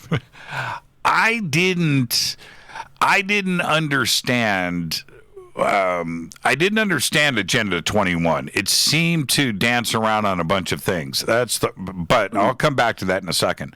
What I didn't get out of Agenda 21 from what I read, and I read every word of it, I didn't see this worldwide conspiracy thing that everybody else has been talking about. And what Agenda 21, from what I read, and it's been a couple of years, it was about the local community level and how to establish better local community governments on a volunteer level. It was something about that. I didn't see the New World Order, Agenda 21, taking over the world, and it's going to be the end of everything. I didn't get that out of it. So what I would suggest, Gus, go and look at Agenda 21 and seek it out. You can see it. It's a policy. It is there. It's United Nations, and you can read everything that is in the published document yourself. And maybe you can make sense out of it. To me, it just seemed like a bunch of gibberish. I didn't see the dark side of it. So, and that's me. Hey, Gus, thank you for the phone call, my friend. Oh, no problem. Thank you, Jimmy. Don't nice be a stranger. Go back, Lee Tappy. Go back, Lee Tappy. Thank you. Yeah, Bye-bye. thank you. I'm not sure. I'm going to divert this over to all of the Fadernauts and everybody that's in Twitter that can go back and find out who this attorney is that had called in, because I'm not sure who he is referring to. It sounded almost like it might have been Daniel Sheehan, but Daniel's never just called in on a Fadernight. All right, so let's see here. I got time for one quick call before the break. Let's do that. Hi, you're live on Fade to Black. Who's calling? You're live. Hi, Jimmy. Hi, who's this? Jimmy? Yes. Yeah, it's Lorianne from Ontario. Hi, Lorianne. How are you tonight? I'm pretty good, considering all things. Thank you. Yeah, right on, right on. What's on your mind tonight, Lorianne? So, well, there's a few things, and I hate to be a heavy load, but I'm going to be. So without saying too much, but trying to hit the nail on the head a little bit here, about the economy with everything that's going on right now, I just have to say that there's a lot of stuff going on behind the scenes with the banking and the insurance industries. And I'm not okay with it. I want to vent, but it's at the fear of getting I don't know, fired, I suppose. Well, what is going on? I'll give you you have a solid 3 minutes. You can get it all in. What is going on, Lorianne? What is it that we need to be concerned about? Okay, well, so what I'm seeing in my industry is the insurance industry, like the banking industry, we're talking the top three planetary, what do you want to call it, slavery, whatever, right? Like money systems. So I work and get paid by the insurance industry. And they are scrambling right now to not pay any policies for business interruption because of this COVID shit. So when I see this, without giving away like anything other than what I can, it's not right. It's just not right. People have these insurance policies just like anything. Every day you pay, and then it's just pure greed.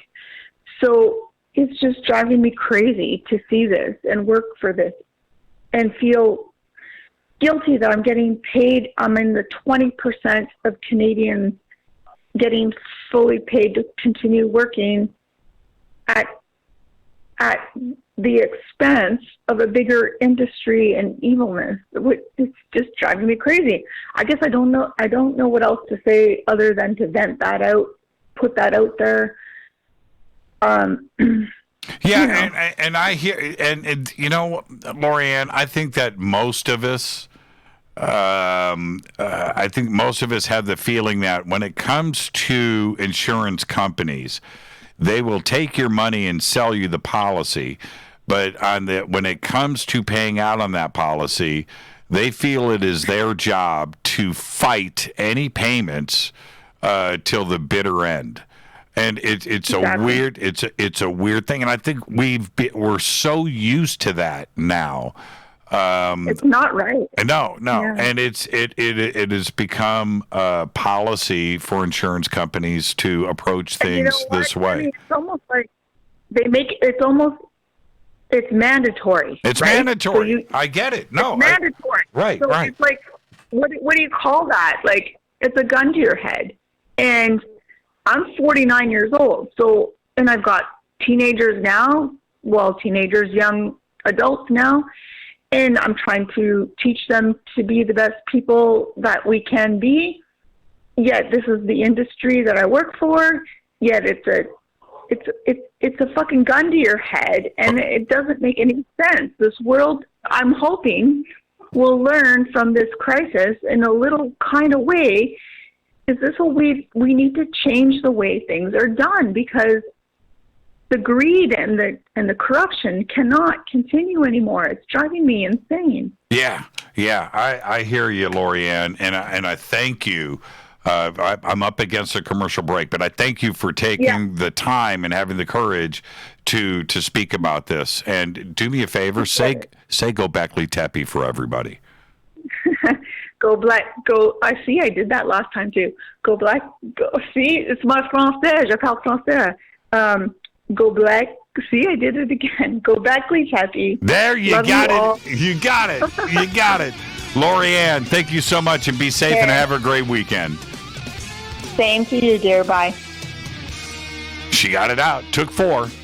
This is Fade to Black, Open Lines. I'll be right back. Stay with us.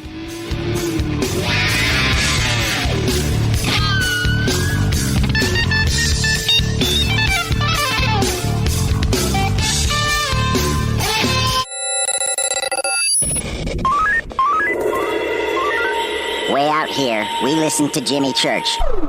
You're listening to Fade to Black.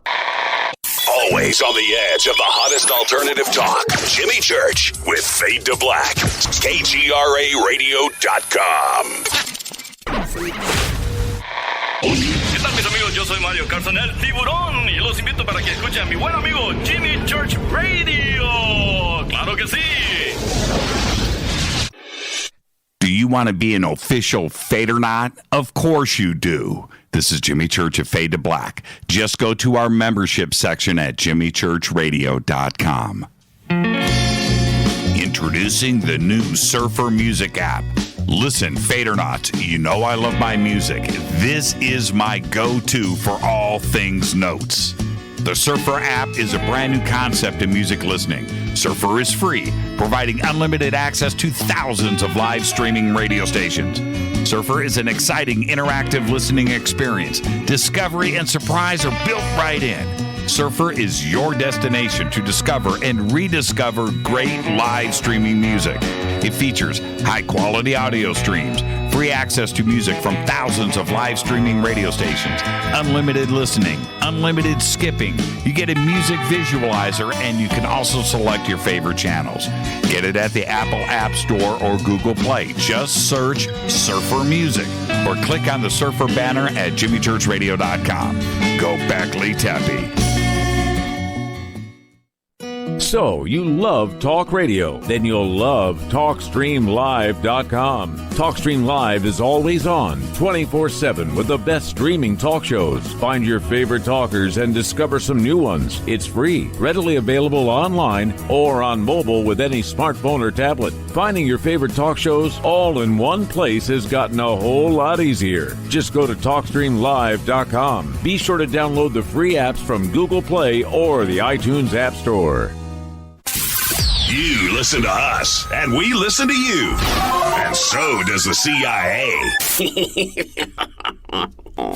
KGRARadio.com. If you have hard water, the lime scale not only leaves white spots, it clogs pipes and breaks down appliances, costing you hundreds of dollars in energy and wear. Eliminate lime scale and other water issues like brown staining and bad odors with HydroCare water products available from Wave Home Solutions. Wave's affordable water systems don't use salts or chemicals. You'll love the way your water tastes, smells, and looks. Satisfaction guaranteed. For more information, go to bestwater123.com. That's bestwater123.com.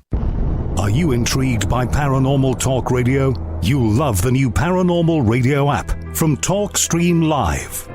You'll find a great selection of talk shows covering UFOs, ghosts, strange phenomena, and much more. Download the Paranormal Radio app now and start listening to the very best in paranormal talk entertainment, including the network you're listening to right now, the Paranormal Radio app, free in Google Play and the iOS App Store. You are listening to Fade to Black with Jimmy Church on the Game Changer Network. Oi, oi, Hi, I'm Reese Evans. You're listening to Jimmy Church. This is Revolution. The revolution will not be televised. The revolution is on radio. Ciao.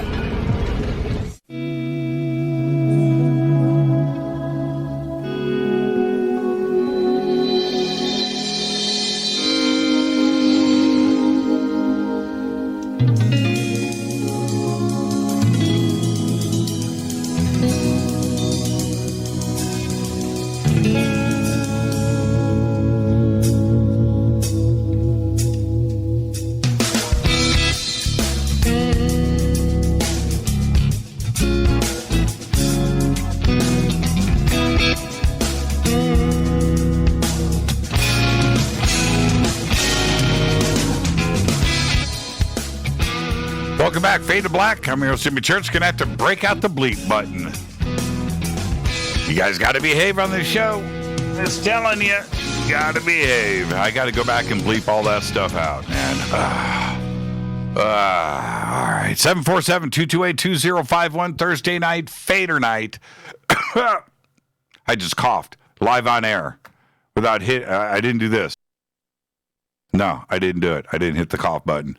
I was reaching for the bleep button. Let's go back to the phones. Hi, you're live on Fade to Black. Who's calling? This is Lori calling. Hi, Lori. How are you? I'm good. Where are you calling? Lori from ECETI in 2016 in the medicine wheel. Right? How are you? Wow. Hi. Wow. Wow, that's going way back. You've been on you and Rita have been on my mind a lot in the last 2 weeks. So I'm like going through Facebook and there's the show, and so I push play and I've been listening and I'm like, okay, I'm just going to call and say hi. Right on. How have you been? Everything good? I'm great. I'm great. Going through the madness that the rest of us are going through, but other than that, life is good. We have been cooking lots of good food. We've been playing lots of PlayStation. I've watched every movie in the known universe with my family and Rita, just like everybody else. It's good. Indeed. Well, so, it's been, I think, 4 years since that situation and your whatever happened. And no, I'm not calling for you to talk about it, but you're on my mind. So I just thought, okay, well, I'll just call and say hi and remind you of that day. It was a fun day. I don't know the situation that you're talking about. So if there is a situation, and I'm not aware of it, that says that there is no situation. Oh, it's just faded into your memory then. Yeah. No, that's brilliant. Yeah. No, that's brilliant. That's the way I look at life, and I will never change. I will never change. Do you remember? Yeah, go ahead. Do you remember the picture that Rita took? Yep, I do. We have it turned into a poster. Oh, do you really? Mm-hmm. Yeah, it's like 4 foot by 4 foot. Oh my God. Yeah. I need to do that because she sent me a copy of it, and I've shown many people, and it's changed people's lives. Yeah, it's still an incredible picture. We have it hanging in her office. It's probably, I don't know, maybe 5 foot by 5 foot. It's big. We've got it all blown up in full color and framed, and it's pretty cool. Oh, that's so cool.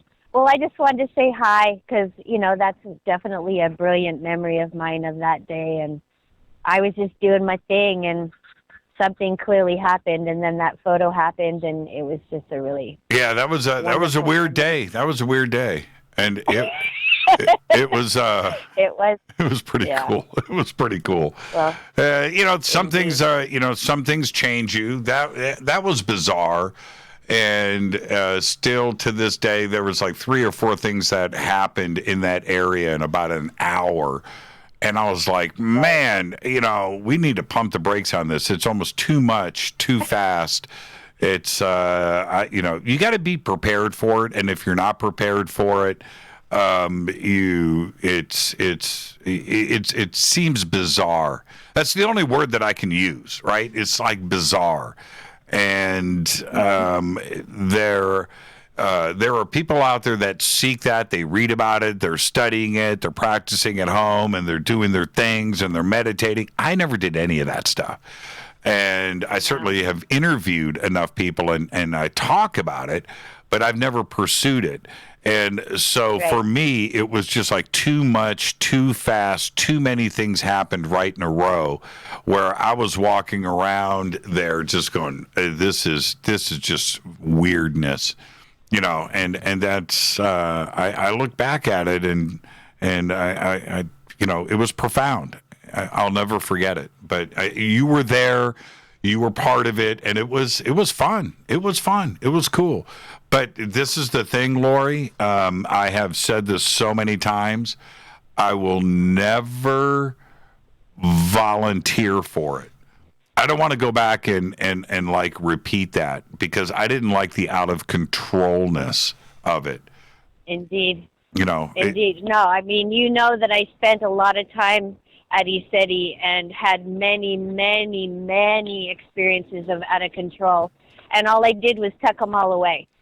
Tuck them away, and then I don't spend much time at ECETI at all anymore. I've moved on through my self-mastery, and I do my own personal work, and if people want to talk about it, I talk about it, and that's just the way it is. Yeah.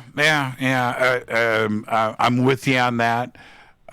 We haven't been back there in quite a while. I was up there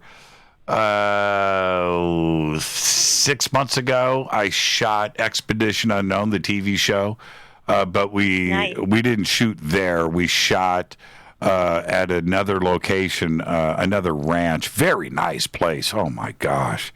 It was a dude ranch a couple of miles away, and we shot from there, and very beautiful location, and I had a great time. But didn't go there, didn't even drive by it. So I have no idea. So there you go. Lori, thank you so much for calling in, and that was a very special really nice day. Well, and it was really nice. Something, it'll come to me eventually why I was thinking about you and why I called. But just wanted to say hi. Yeah. Really nice. Please tell Rita I said hello. She's listening in her studio down the hall. Okay. Fantastic. All right. Sounds great. Take care of yourselves. Love you guys. Right back at you, Lori. Thank you so much. Lori is talking about we had some singing bowls. We had some other things that were there, but and I went through this thing. But anyway, Rita took a picture of this area that we were in immediately after that. I don't know if she'll post it. I don't know if she has it available if she's listening. But the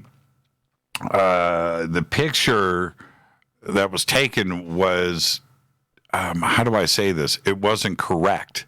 And the pictures before and after were, but this one, it was like a parallel world. It was two pictures that were molded into one, and you could see weird things in one that wasn't in the other. And it was just, you just look at it and go, what is that?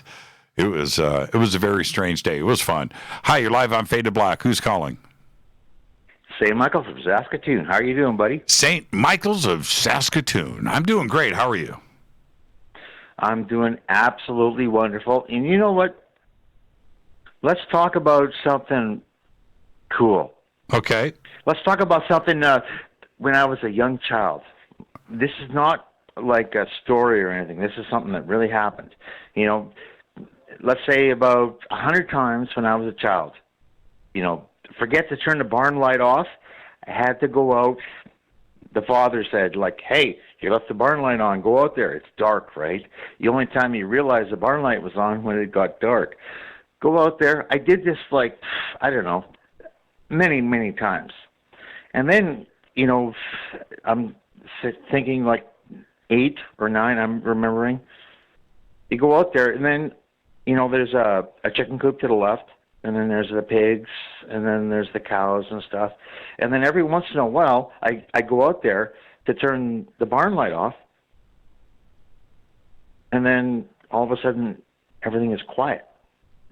none of the animals are making any noise or anything, which is weird, even at night. And then I turn the barn light off, and I go back to the house, and I feel something weird, strange. And I got scared, run to the house, just run to the house. All of a sudden, at that point, I'm thinking like, oh, my goodness. You know, there's something out there that's kind of scary, weird. And, okay, well, you know, this happens again. Okay, the next time I go out there. Before I get there, I'm aware of this now. All the animals are quiet. So I walk to the barn, and I'm like, who's that guy that does the 10-second, 100-meter run? I'm flipping the switch and running like crazy. So I get into my bedroom, okay, and my bedroom's on the back side of the house. It's kind of facing there. And then the moon, I could see the moon. It comes in lots. The moon always comes in through my bedroom, like it shines through the window, and you can see that. There is a figure. What? At the window. There's a figure at the window. It blocked the moonlight. I seen it. It's like it blocked the moonlight. And I'm like, oh, I'm already scared about all this stuff, right? I'm seriously scared. And I'm thinking like, you know, I can't tell anybody. I didn't tell anybody. I didn't tell my father, my mother, nobody. I didn't tell them. And Well, what did the figure look like? Say, Mike, you can't just blow past it. What did you see? Well, there is sand behind the house, right? There's sand and grass, and my mom had a garden. Think about this. I'm 8 years old. She had a garden back there. And she asked my dad the next morning, did the cows get out? Because there's footsteps in there. But nobody went and looked at what the footsteps were. My mom said there's footsteps. Did the cows get out? Because they're in the garden. That's right behind the window of where my room was. Right. Oh, dude. Like, okay, fine. At that point, I had no idea, right? I have no idea. I don't have any idea till, like, today, you know? Not today, a few years ago, but I'm going, oh, whoa, really? That happened? And that, it did happen, and eerie stuff, you know, like when birds stop singing and things like that on the farm, and nobody around for miles, right? I'm out there on a tractor, and it's getting dark. Tractor runs out of gas. Boom, it just dies, right? Oh, now I got to walk back to the house, like about half a mile, right? I'm walking back to the house, and I'm just like walking through the field, not through the bush. There's a bush to the left, right, or whatever, and I hear crack. I'm like, come on, like it's not a coyote. It's not like a bear or anything like that. We don't have bears in that area. Nothing could make cracks, like not even deer. They can't. And I'm just like, what? And I'm scared. And then I just start running. And I hear behind me. I hear like it's a thump, like, you know, like it's kind of like you feel it on the ground, but it's a thump. And I'm going for the house, right for the house.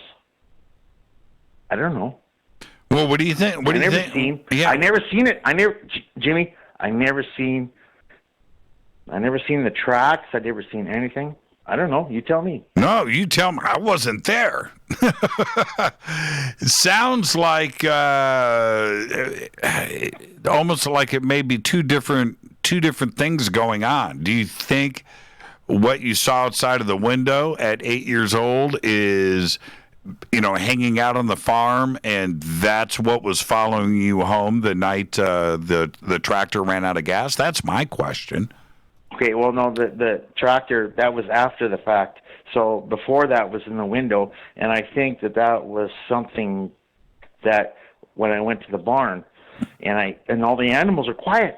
right? That's not really normal. They're not, like even chickens and stuff, even when they sleep, they just cluck and stuff. And pigs grunt and cows are moving around. When I was coming back from the barn, there was silence. But Mike, are we talking Bigfoot? Well, I'm asking you. I didn't want to say that, but right. Well, yeah. Yeah. Well, what do you think, James? I think you need to have your cell phone at the ready. Do you still live there? We still have that land. Yes. Yeah. You need to go back with a camera, hang out, pitch a tent, stay there for a couple of days. Well, I know you and I have discussed this.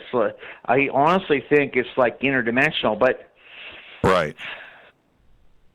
I don't know. Yeah, that's great. I think I really do, and I think that they come back and they actually focus on people. I don't think it's that they focus on areas. I think they focus on people. They focus on people, and they reoccur to them. Could be. Could be. I haven't had this experience. The only thing that I can. You mean scared shitless? Well, yeah, yeah, exactly. Watch your language on the show. You walked and seen the footprints, but yeah, hey, look, I haven't been in the woods and heard something funky out alone or with a group of friends, and have gone through that. I haven't done that yet. The only thing I have seen is that set of 4 prints that we saw a couple of years ago. Other than that, I haven't had those experiences. I've talked to many people that have had them, but I haven't gone through it myself. I'm sure that I would be scared. You're the only one. You and your audience are the only one that know about this. What I'm speaking right now. Yeah. I told my wife, but she kind of shunned it off a bit, right? Well, is this St. Mike? Is this in Saskatoon? Just northwest of Saskatoon. Right. And which anybody can look up Saskatchewan and Saskatoon on Google Earth and go and look. It sits by itself in the middle of Canada. And once you're outside of the city, it's all remote, and if Bigfoot could walk for 500 miles and not run into any humans, a human I wonder could about walk. that because it appears to me like he likes wooded mountainous areas, but I don't know. Yeah, I don't know either. I don't. And like I said, if your family still has the property, would you want to go back and maybe stay at the house or camp out and see what's going on? Do you think that would draw that back or what? Well, I don't know. Maybe he would know your scent, and he would know it was you. He or she or what? Yeah, or it, right. Or, exactly. They, what, right? Oh, man, that is a great experience. I'm glad you had it. I haven't had it. So you've got that going for you. So you know what? The worst, the scariest was the window with the moon shining through, which it always did. It was like, square window. So you get a square moon on the floor, right? And then all of a sudden there was a figure there. Come on, we're in the middle of nowhere. It's not like it's a human or something or somebody trying to steal your stuff. It's not like we're in Detroit, right? Right.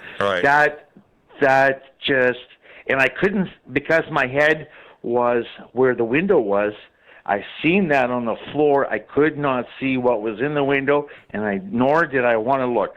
I did not want to look. I was scared shitless. Hey, you got to watch your language, Mike. You can't say those words on the air. I apologize. Okay. I apologize for all the family-friendly people. I love you all. I love what Rita does for you. I love what Rita does for you, and I love what you do. And my wife loves what you do for the news early in the show. She loves that crazy. Yeah, thank you. And Getting news these days that isn't coronavirus related, it's nearly impossible. It's crazy how difficult it is. Really not, I don't know what to say. Yeah. Well, you know what you should say? Say go Beckley Teppy so everybody can take a drink. Jimmy Church, go Beckley Teppy. Thank you, St. Michael. Behave and be well.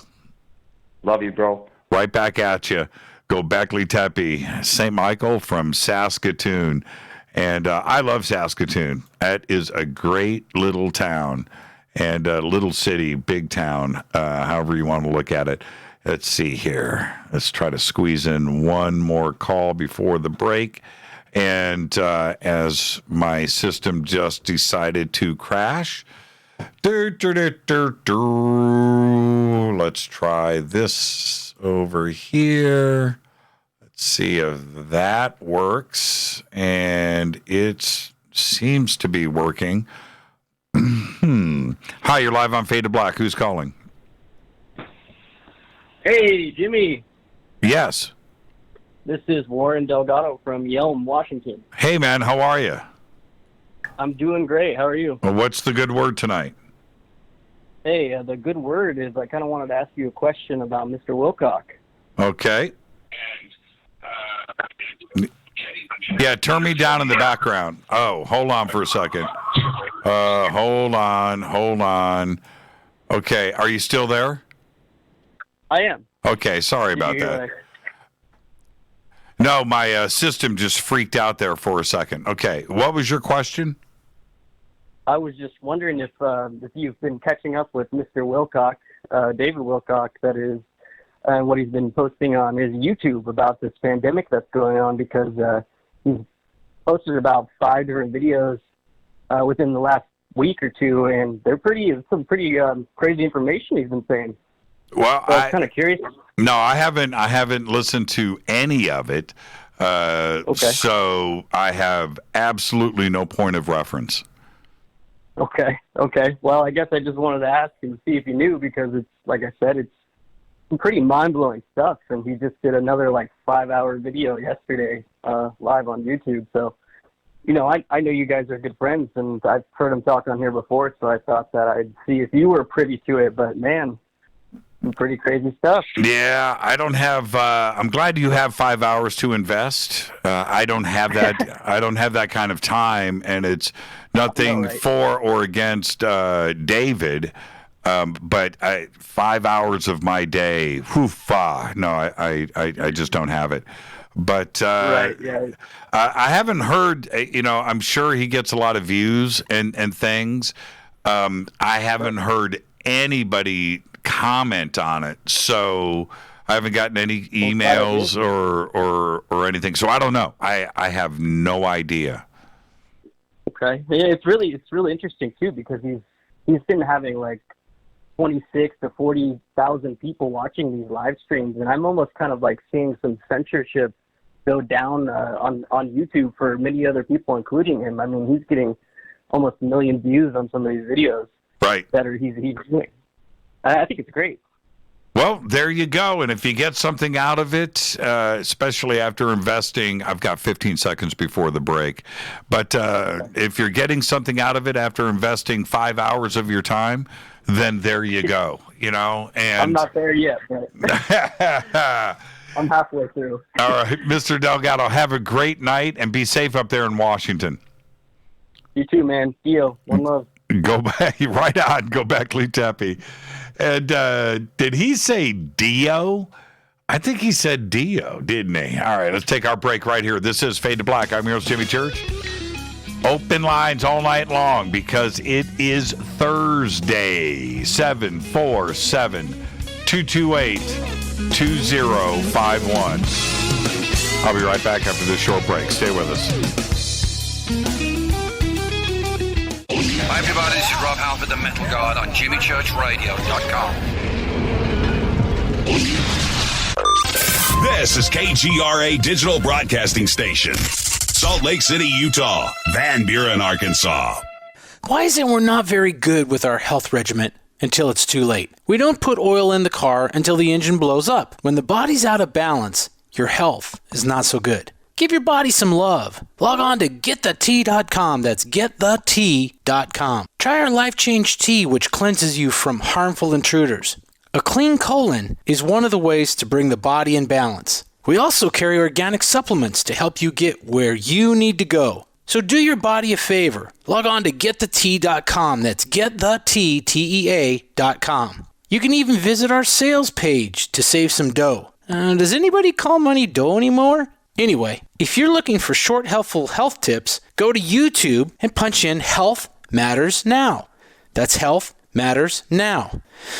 So, log on to GetTheT.com, shop, get balanced, then learn some cool tips at Health Matters Now. You'll be glad you did. That's GetTheT.com. Your contact for current news and trending topics. KGRARadio.com. This is Jimmy Church of Fade to Black, and I only drink Fade to Black blend coffee from River Moon. Just click on the River Moon Coffee banner at jimmychurchradio.com. Promo code F2B Blend. So are you tired of being tired? Well, then it's time to get the tea. Hey, it's Lisa here to tell you about this all-natural, all-organic tea I've been drinking that has had great results for over 20 years. It's called Life Change Tea, and it's specially formulated to help detoxify and cleanse your kidneys, liver, colon, and blood all at once. The colon is one of the most ignored organs in the human body. The faster that waste is eliminated from the body, the less time that waste sits in our intestines, spreading toxins to our bloodstream. This tea helps cleanse chemicals caused by outside intruders from our entire digestive system. And get this, weight loss can be a side effect. And with continued use of the tea, you can experience clearer, healthier, younger looking skin, increased energy, and a happier outlook on life. So if you're tired of being tired, get the Life Change Tea at GetTheT.com. That's GetTheT.com. And like me, you'll be glad you did. Did you know that when you're on the road with limited data or Wi-Fi available, you can still listen to every minute of Fade to Black by just calling 605-562-4482? No smartphone, app, or internet needed. It saves your data plan and no extra cost if you have unlimited minutes. Just call 605-562-4482. You can listen to me, Jimmy Church, on any phone, anytime, anywhere. Go Beckley Tappy.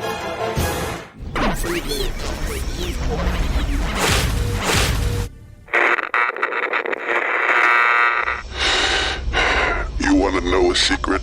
I love ponies. I really love ponies. I'm serious. I couldn't stay sane without ponies to brush. Why fade to black? Because you never got that pony, damn it. This is Fade to Black with Jimmy Church on the Game Changer Radio Network and KGRA, the Global Radio Alliance.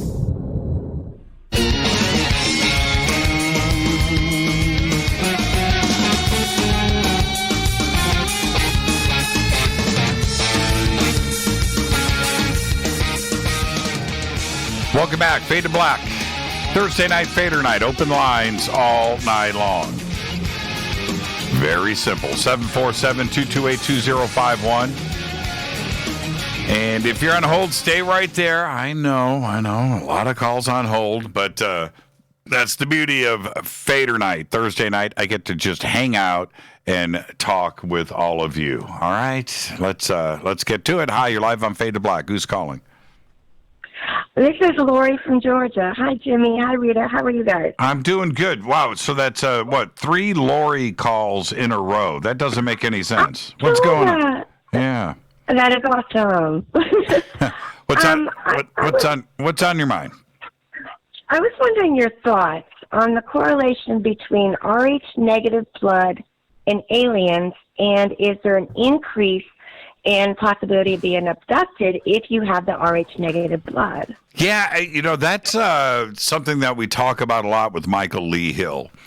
And there seems to be, I don't believe I'm Rh negative. I don't know what blood type I am. I think I'm just whatever average is. That's what I've got. But what I would suggest, because do you follow Michael Lee Hill on Facebook? No, I don't, but I need to. I'm Rh negative, and my husband's Rh negative. Really? Yes. Have you been abducted? When I was younger, yes. I have memories of it. No we kidding. always see UFOs. No kidding. Oh, yes. It's been a part of both our lives. We both have had experiences. And it's rare for us to meet, from what I understand, because it's such a rare blood type. Right. So, And, okay, so you need to write that down, Michael Lee Hill. And Michael Lee Hill, yeah, and I think his website is michaelleehill.net. .com doesn't fit in my mind, so I think it's .net. But go and chase him down on Facebook. Tell him that you were just on Fade to Black, and I brought it up, and so forth. But I think he would love to have a conversation with you. And certainly, if the both of you are Rh negative. He's the info source for all of this. And look, you bring it up. He's what I think of first, right? He's my reference for all of it. He knows an awful lot, and he's Rh negative too, by the way. Oh, well, that's great. I definitely want to talk to him. Thank you. Go. That's awesome. I love you, Jimmy. And we love you. And hi, Rita. We love you, too. Thank you so much. And go Beckley Teppy. Go Beckley Teppy. What's your husband's name? David. Dave and Lori have called in from Georgia before. Oh, there you go. You know it, baby. I love you, Jimmy, and I love you, Rita. All right, David. You guys have a great night. Go Beckley Teppy. You too, my man. Go Beckley Teppy. Thank you. Thank you. And Michael Lee Hill. When it comes to the Rh negative question, right? He was one of the first people that I ever talked to. I've talked to others before, but his knowledge on it is right there. Thank you, Lori. Thank you, David, out there in Georgia. Michael Lee Hill. Hi, you're live on Fade to Black. Who's calling? Aaron from Connecticut. Hey, Aaron. How are you, man? I'm doing well, man. First-time caller. I love the show. I just had a couple of questions, and then you could comment. I didn't know if you ever heard of the Alien Races book. Actually, I had a thing on YouTube, but it has, like, all different species, where they come from, what they want. Right. About that, or if it's authentic? I don't know. If I knew, I think that. But what you've heard, you know. Well, this is. I think we have it, but we need to have that type of general reference guide for everybody to go back to, and I'll tell you why, Aaron. Is that there are so many. You think about Clifford Stone, where he's got his list, and others. Yeah, I like those guys. Yeah, right. And there are so many.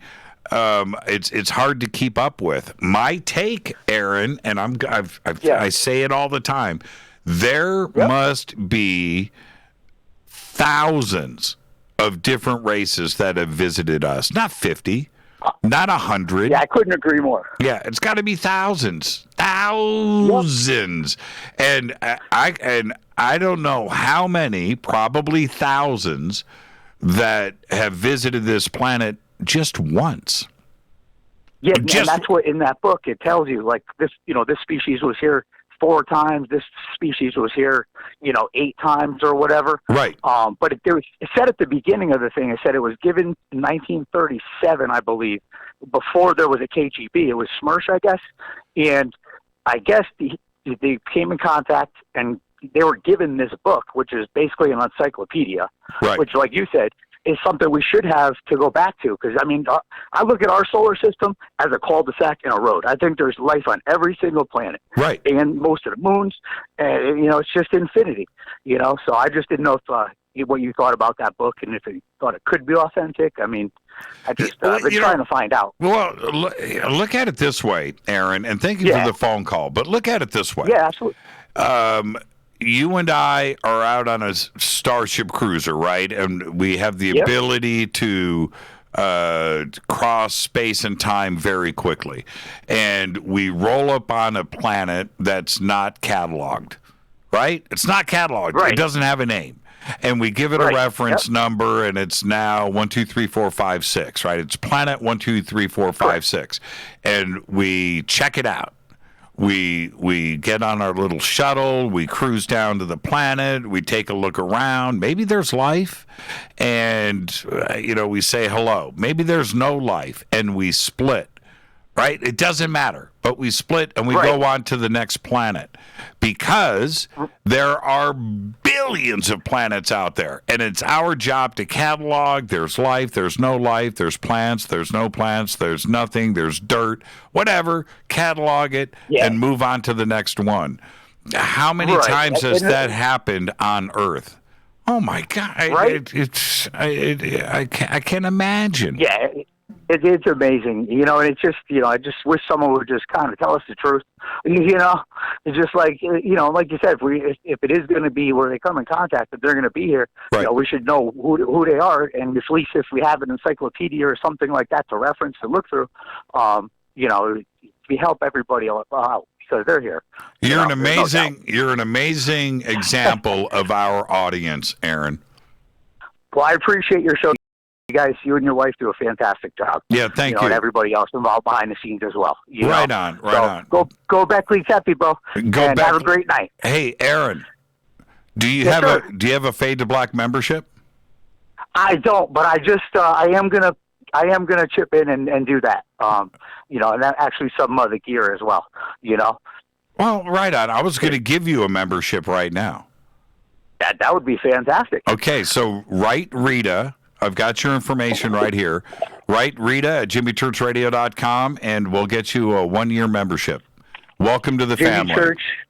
All right, Jimmy Church at... No, Rita, R-I-T-A, at jimmychurchradio.com.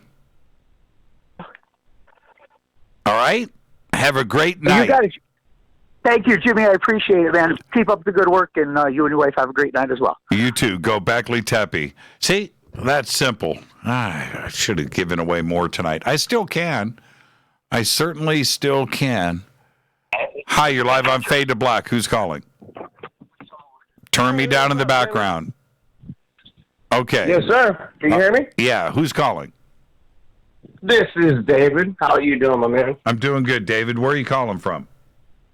I am calling from Georgia. My woman actually just called, and I've been on hold too, man, for an hour, and I've been waiting to talk to you too. Oh, so 2 different phone numbers.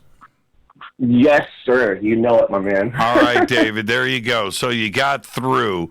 Absolutely. Okay. So what's on your mind tonight? Even though we just talked to Lori. Yeah, I love you. Absolutely. Hey, I want to know if you can ever do a live stream of if you and Rita could go on a little ghost hunt or UFO hunt at night in the nighttime or whatever. That would be so awesome. That would be so cool. That would be so awesome. I've always wanted to have that happen. You know what I mean? I figured that's something you could probably do sometime, That's something that we have been talking about. We have another network out here, so we might be able to do something like that very soon. So I'll keep you posted. Man, I would tune in a heartbeat if I saw that notification, Jimmy. Okay. Oh my God! All right, well we'll see if we can make it happen. We're talking to somebody right now. And also, I was also just seeing, just how you're doing in your day, other than the coronavirus. How you and Rita were doing. That's all. Well, we do. We're just like everybody else. Look, we've got 3 dogs. We have 2 daughters. We have 1, 2, 3, 4, 5, 6, 7, 8, 9, 10, 11, 12, 13, 14 family members that live immediately around us. We have our home that we need to take care of. We every day I wake up, I sit down and have coffee with Rita on the back patio. I then make my way over. Right, I make my way over to the office. I write, I read, I research, I respond to as much email as I can, and I prep for the show. Then we do the show for 3 hours, and then I turn around and go home, have dinner, watch a movie, go to bed, rinse and repeat, and do it all over again. This week's a little... You are so amazing. Oh, my God. You and your wife are so amazing that you could fit all that in your schedule every day. And all of us, all your fans, everybody I know would give such a big thank you just for doing that so we all can tune in and be able to hear such great stories and hear such great things from you. And I thank you from the bottom of my heart that you can do that for us every day and take that out of your time. And you are such an amazing man for that. And I love you. Yeah, thank you, David. And again, give my best to Lori. And we do this for the Fadernauts, our community, our great sponsors. We have been very blessed to have the recognition of the community and the support from the community that allows us to do exactly what we want to do. And it's an honor, it's a privilege, it's not a right. And we are here because of you guys and your support. So I thank the both of you. Okay? You guys have a great weekend. You guys have a great weekend. You too. Absolutely. And go back, Lee Tappy. And go back, Lee Tappy. Thank you so much, David. Be safe out there. You too, my man. Good night, brother. Have a great night. And, so they were calling on 2 different phone numbers. Yeah, and everybody's been on the amount of calls that I've got here that is on hold, saying the same thing to everybody. I'm putting you on hold. Stay right there, okay? I'm going to try to get everybody in tonight. And let's see what we can do. Oh, man. Okay. Yeah, let's go over to here. Hi, you're live on Fade to Black. Who's calling? Hey, this is Heather from Mansfield, Ohio. This is who? Heather from Mansfield, Ohio. Another Mansfield, Ohio? How can I get 2 calls from Mansfield, Ohio? Because we're coming from the same house. Oh, God. What is going on? I was first-time caller a few months ago, and I only have every so many Thursday nights off, but with a weekend off. And I called in first time a few months ago, and I've been waiting for this moment, and I kind of turned my husband on to your show. So he got to call in first, because we're sharing, like, one person has their phone on the radio station, and the other person gets to call. So he got to call first. Yeah. He got to call first. And I went out of the room and listened, and then he got to listen, and I get to call. So I haven't been able to listen to the show at all, but I got him turned on to it. So that's great. Oh, man. Well, at least you guys have a plan. You think through this. Plan. Yes. Well, we're not techie savvy, so that's the best we could do with it. That's the best we can do with it. What was your name again? Hold on. What's Heather. Heather. Got it. I got it, Heather. Heather from Mansfield, Ohio. Okay. What's on your mind tonight? What's on your? I'm sorry. He's yelling at me. What's on your mind tonight? What's on your mind tonight? You know what? I see. This is the thing. I'm the woo-woo. I'm the woo-woo person, and he's not. He doesn't understand it at all, but he respects that I'm there. So I turned him onto your show because I'm kind of hoping to get him to the woo-woo, you know. He's more of a down-to-earth, this is what I see, what I feel, what I taste, what I touch. That's all I know. I respect where you're coming from, Heather, but I don't get it. Right. So I kind of turned him onto your show because I was like, dude, he's so into music like you are. Because he's a musician. He gets it. Right. So that's how I got him turned on. So, see, I'm trying to turn him to the dark side. Yeah, well, tell Rob he's boring. Tell Rob he's boring. Robbie's boring. He can talk music all day long, but if you don't have the woo to go with the music sauce, you're not living life, man. You're not living life. I know. I keep trying to tell him. But you know what? I got to respect it because you know what? This is part of the why I'm calling. It's the woo-woo part of it. You know, right. Is and let's be serious about this. There's certain people that feel it. They've always felt it. We all know something's going on right now, and I don't want to get into that other crap too either. I got the woo, Jimmy. Get away, Rob. So anyway, he doesn't have the woo. He doesn't have the woo. He's a liar. Anyways, the point of the story is there are certain people that are feeling it right now, especially with what's going on. They feel it. Like we all know it's coming. There's something emotional in some people that other people don't feel. I felt something was coming. I knew it, but I couldn't explain it because I'm a newbie. But at the end of the day, the point of the story is that he has no clue of it. And I'm feeling it, and he's now feeling it, but he doesn't understand what he's feeling because he's not woo-woo. Right, Does right. that make sense? Yeah, Okay. totally. Yeah, but he knows something is going on, but he doesn't understand it because he's not where we are. And he wants to resign himself to the fact that, okay, maybe you've been right about a few things, but I don't want to admit that because, man, I'm going to go woo-woo. But anyways, the point of the matter is this is what I really wanted to talk to you about because I didn't, anticipate him calling per se and getting through and talking music, whatever. But a friend of mine, excuse me, I don't have the COVID, I just had a cough. Anyways, a friend of mine posted something today, and you love Billy, and I love Billy Carson.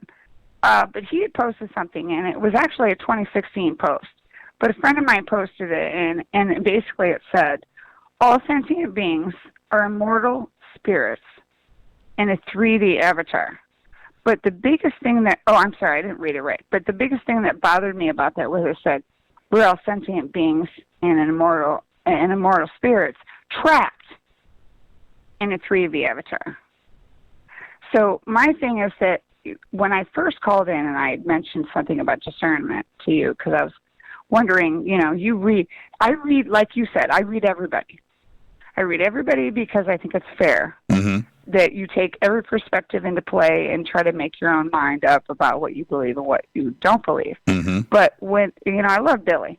But when I read that, it really brought that thing into mind with me, whereas, you get two different perspectives where one side is, and there always has to be a side, of course, but one side is like, okay, we are sentient beings.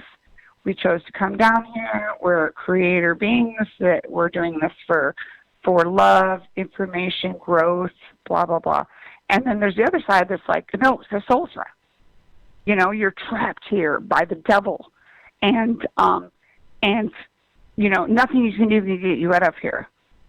And I'm torn between these two sides of the spectrum when it comes to information about where we are with woo-woo. That which is it? I mean, I'm kind of confused because it's like I get really respectable people on both ends of the spectrum saying one under the other. It's like we're here given by the creator of all the experience and love and yeah, sometimes bad things happen while you're doing all those things.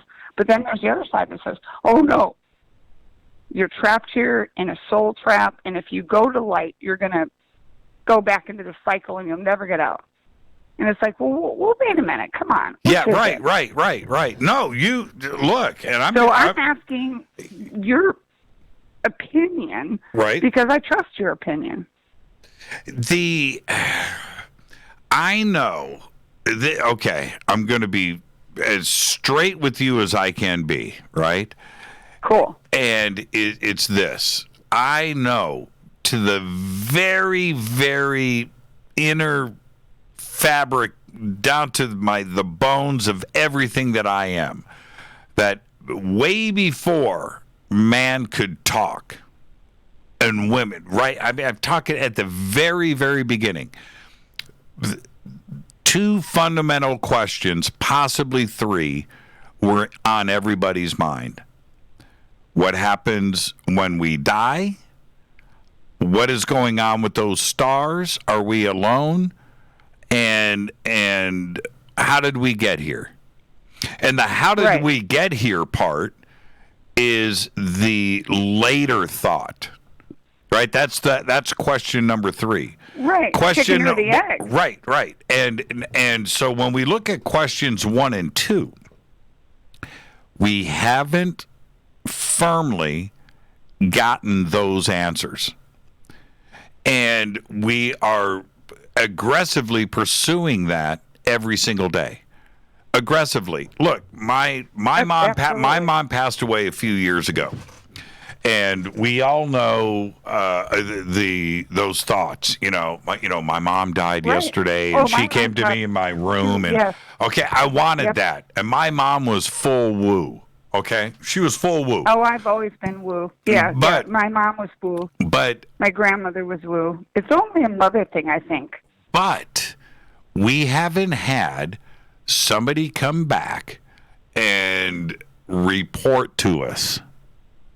I'm talking about on a grand scale, the real deal, like an apparition that appears in the middle of the street or takes over and hijacks a television station, appears on television. Okay, man, I know I died last week. Here I am. I figured this out. Let me tell you what it's like over here. This is what goes down. Really ABC. Cool. Right.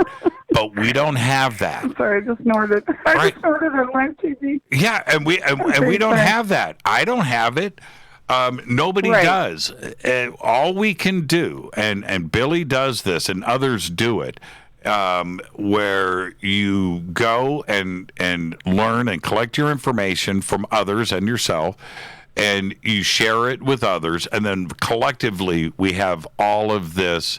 I mean, look at Danny and Brinkley, and that's a guy that's died like 3 or 4 times, been struck by lightning, right? And hearts, and he has gone to the other side. He just died 6 months ago again, right before Veterans Day. And so when he comes to us and reports about what he has seen on the other side, that's all we've got. And we have to listen to him and others like that. I agree. So that's really, you're just based on opinion. You get all these opinions of different people. Some are lying.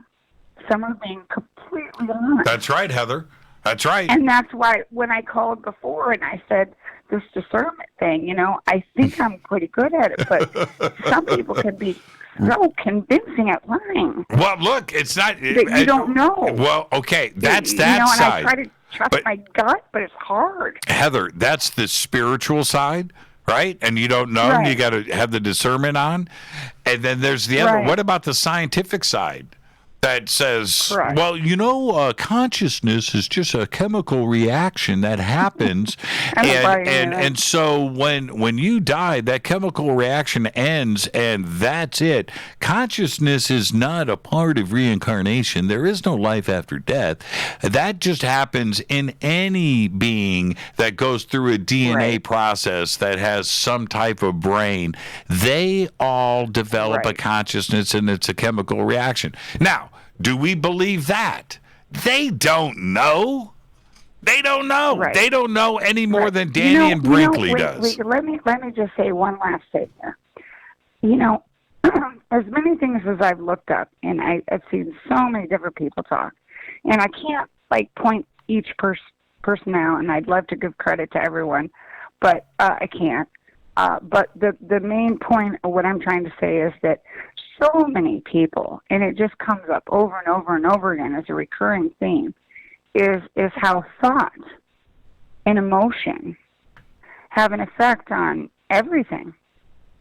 And a lot of these scientists, and I think it was Greg Braden, actually, it was Greg Braden, I think, who said that how if we could consolidate science, it's okay. You have your physicists, you have your biologists, you have this, and if everyone were to come together with a universal theory, which is what I know Nassim Haramein is trying to do, but you come with a universal theory where you combine all of the sciences together. Because if you look at one individually, it's oh, that's woo-woo. Psychology, whatever. You listen to these people who are coming forward with ominous stories about experiences they've had or visions or things they've seen, and no one believes them. Right. But that's individual.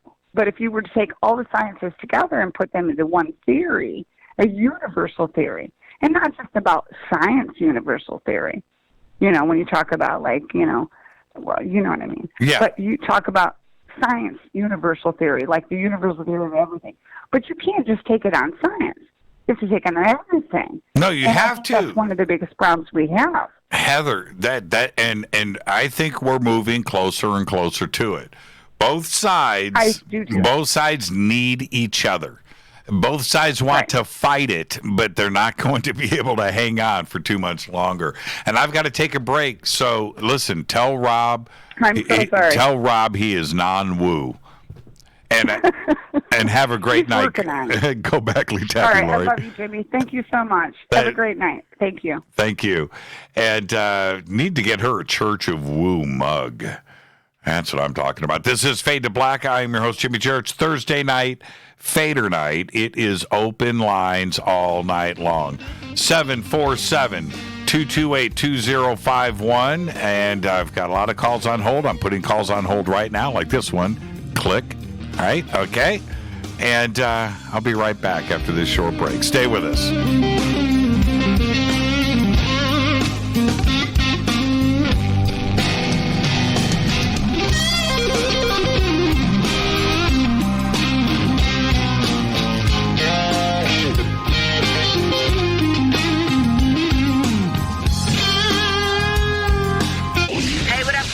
Vivica Fox here, and you are listening to my boy, Jimmy Church, on JimmyChurchRadio.com. Despite popular opinion, reading a book will not make you smarter.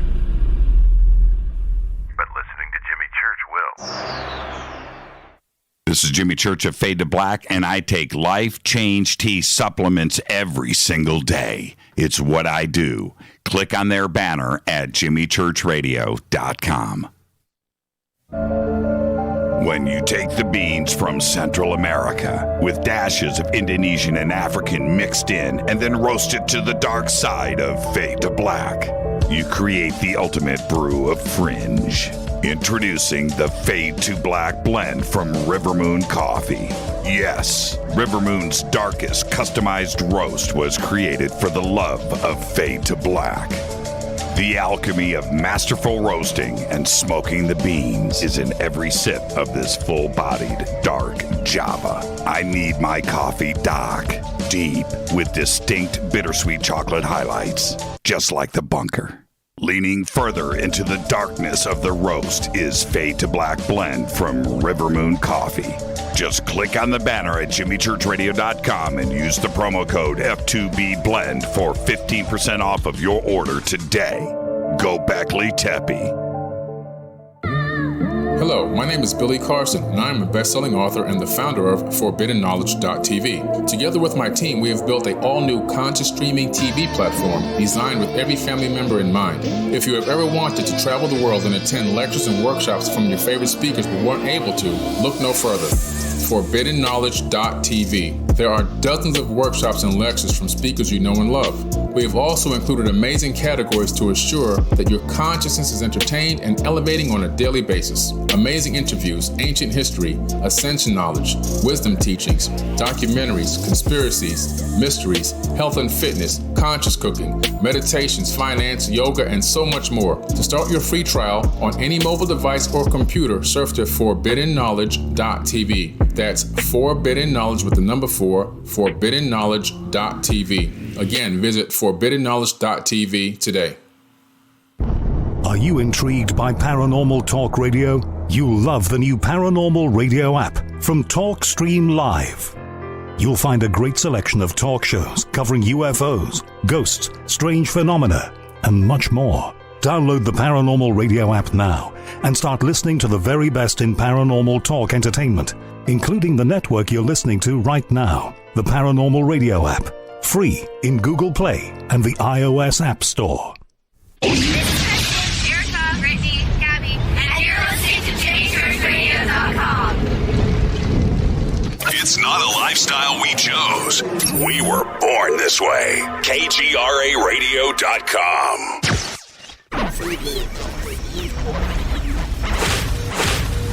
This is KJCR at JimmyChurchRadio.com.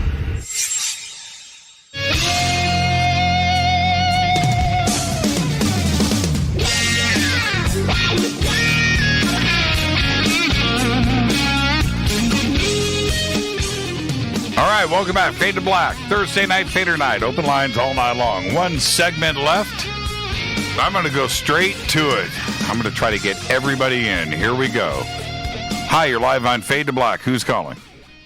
Awesome. Hey, Jimmy. This is Gabe from Georgia, down here in Georgia. How you doing? I'm doing good, Gabe. What's on your mind tonight?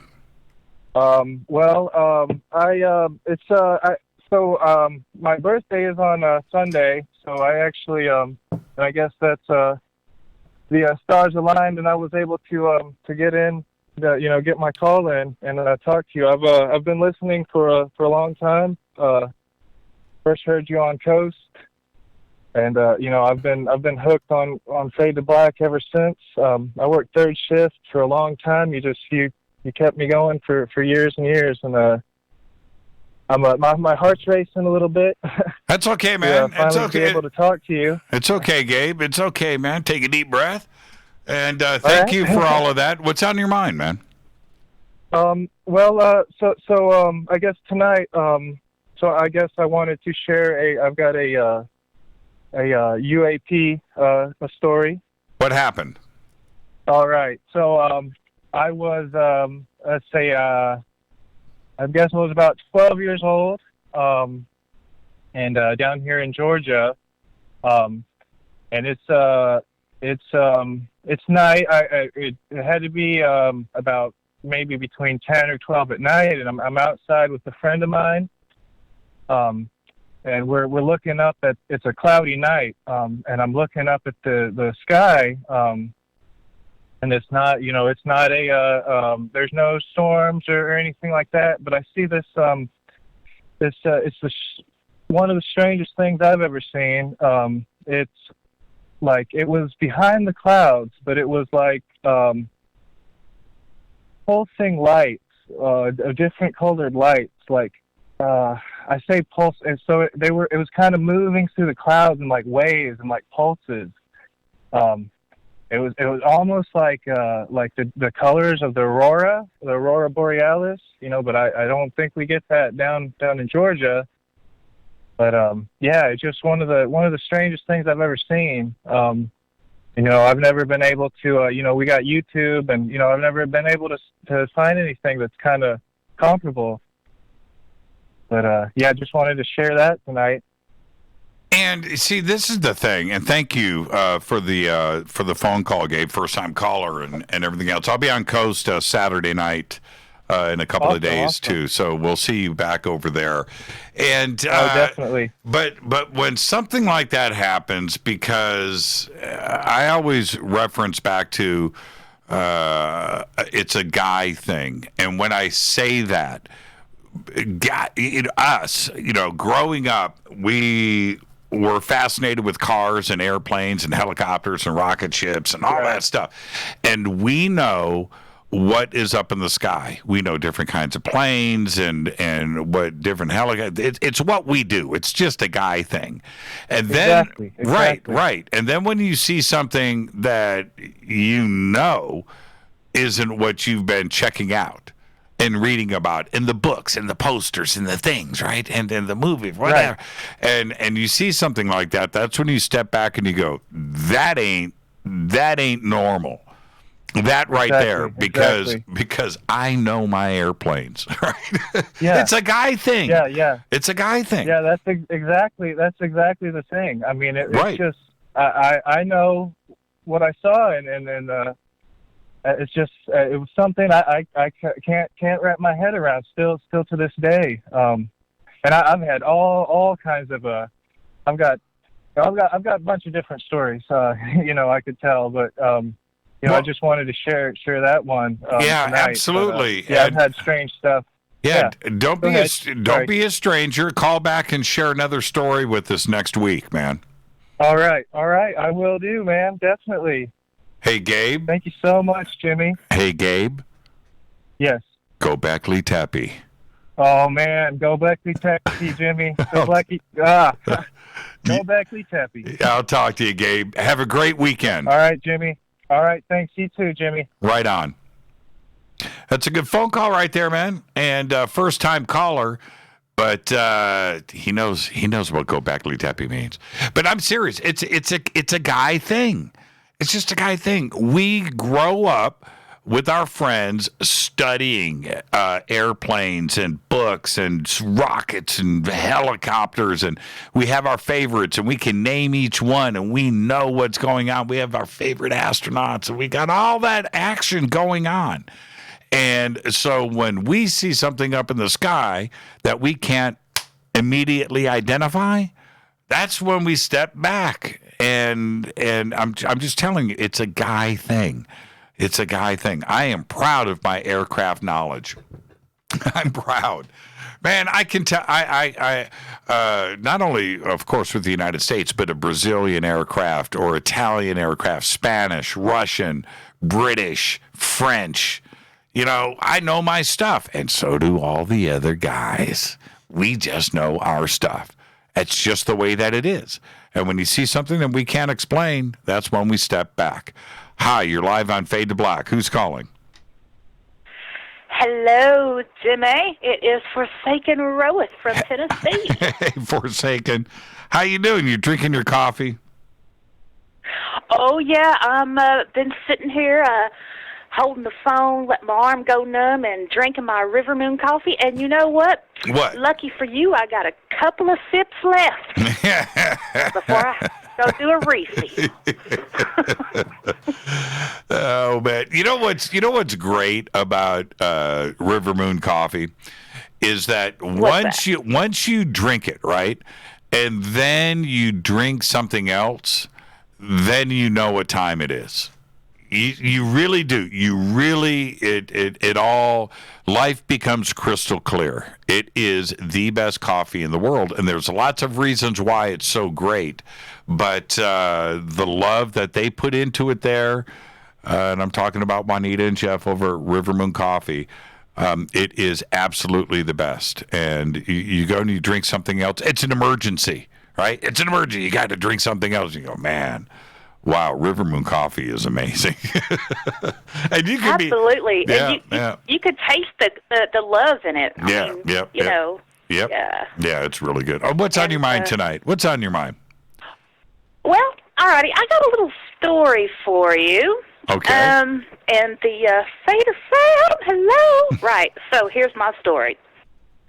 I was living in England at the time, and I lived in a mid-terrace, 2 up, 2 down, Victorian row of houses. And the street that I lived on, it was a cul-de-sac. It was a dead end. And the street was very small. Like, you could barely fit the width of a car in the street. I mean, you can, like, throw a rock from one window, and it would, like, go inside the window across the street. It was very short. Anyway, so I'm in my computer upstairs, and I had the windows open, you know, and it was a lovely 8 o'clock in the morning time of day, and I was trying to do some creativity on my computer. And at first it was like, oh, silence, wonderful. And then I started hearing this drilling, like a drill going into some brick, and there's like an echo going on because of how the cul-de-sac was made, and it was just bouncing everywhere. I mean, the sound was so loud, and I was like, oh no, I'm not having this. So I closed the window. Well, okay, the house that I lived in, it was 165 years old. So yeah, the windows ain't going to be double glazed. They were bubble windows and they were old, so the sound was still coming in. Mm-hmm. And I was like, ugh. So I looked out the window to see what was going on, and it was a guy. These two contractors, or I don't know, I think they came from the local cable company or something. Anyway, they were putting a satellite dish on the house across the little street, And one guy was on a ladder, and he was holding up the satellite dish, and the other guy had the drill, and he was drilling the end bit into the brick or whatever. And I was like, oh, so that's what it is.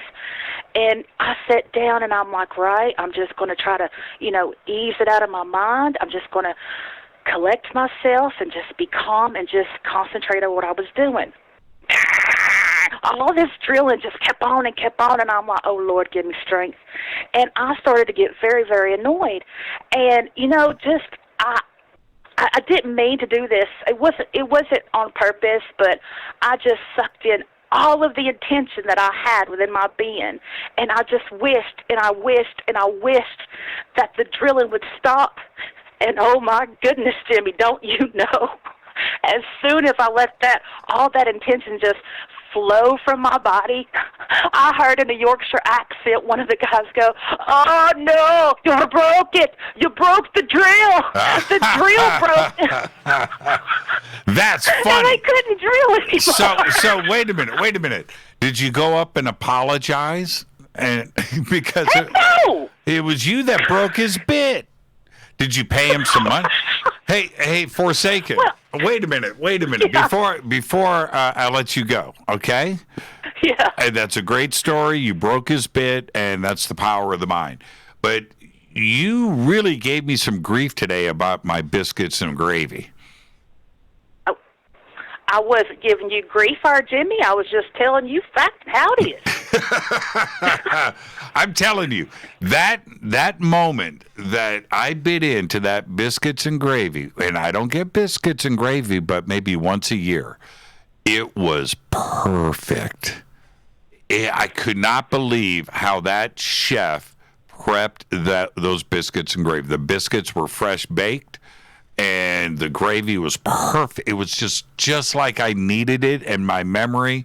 And I had scrambled eggs. They were supposed to put it on the side. They put it on the top, which is fine. I just mushed it all together.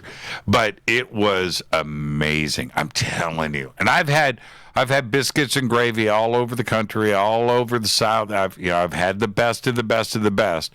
That biscuits and gravy in Vegas was perfect. I'm just letting you know. And I'm sure yours Jimmy? is good. I know. Go ahead. Let me have it. Jimmy, Yeah. now look, I love you, and I've loved you for years, ever since I was in England. You got me through some really tough times, as well as the Fader fam. But what you showed on the Twitter that day was not biscuits and gravy. Yeah. That was vegetable powdered eggs and some type of symbolic attempt at some gravy. Yeah, I appreciate what you're saying. And you know what? This is what you've got to give me a perfectly clear Gobekli Tepe. Oh, anything for you, Jimmy. All righty. Here we go. Y'all ready, Fader? Gobekli Tepe. I'll talk to you. Have a great weekend. We'll see you on Saturday over our coast, and then we'll see you Monday right here. Oh, all right. Not y'all. Fader from love. Bye. Have a great night, Forsaken. Thank you so much. Oh, she's gone. That's a perfect phone call. That right there is a perfect phone call. Okay, what's going on with my phone system? I don't need this right now. Oh, no, not the last segment. Hi, you're live on Fade to Black. Who's calling? Hey, Jimmy. Hi. It's Mike from Vegas. Hey, Mike from Vegas. How are you? I'm excellent. How are you? It's a good night. Hey, Jimmy, I got a problem. Who in the church household makes the chili? Who in the church household makes the chili? Yeah, I can't make a good pot of chili. I know you're the barbecue master and Rita's the great cook, but I need someone to tell me what's the secret to great chili. Man, that's a tough one, man. And, look, seriously, Mike, men have died, countries have fallen for the right chili recipe. And there's a reason why there's chili cook-offs across this country with chefs that will not share their secrets. And you are asking for, you might as well just go and try to find the Ark of the Covenant or the Holy Grail. That would be easier. See, I've been searching for that. So yeah, one of the secrets to any type of, chili's one thing.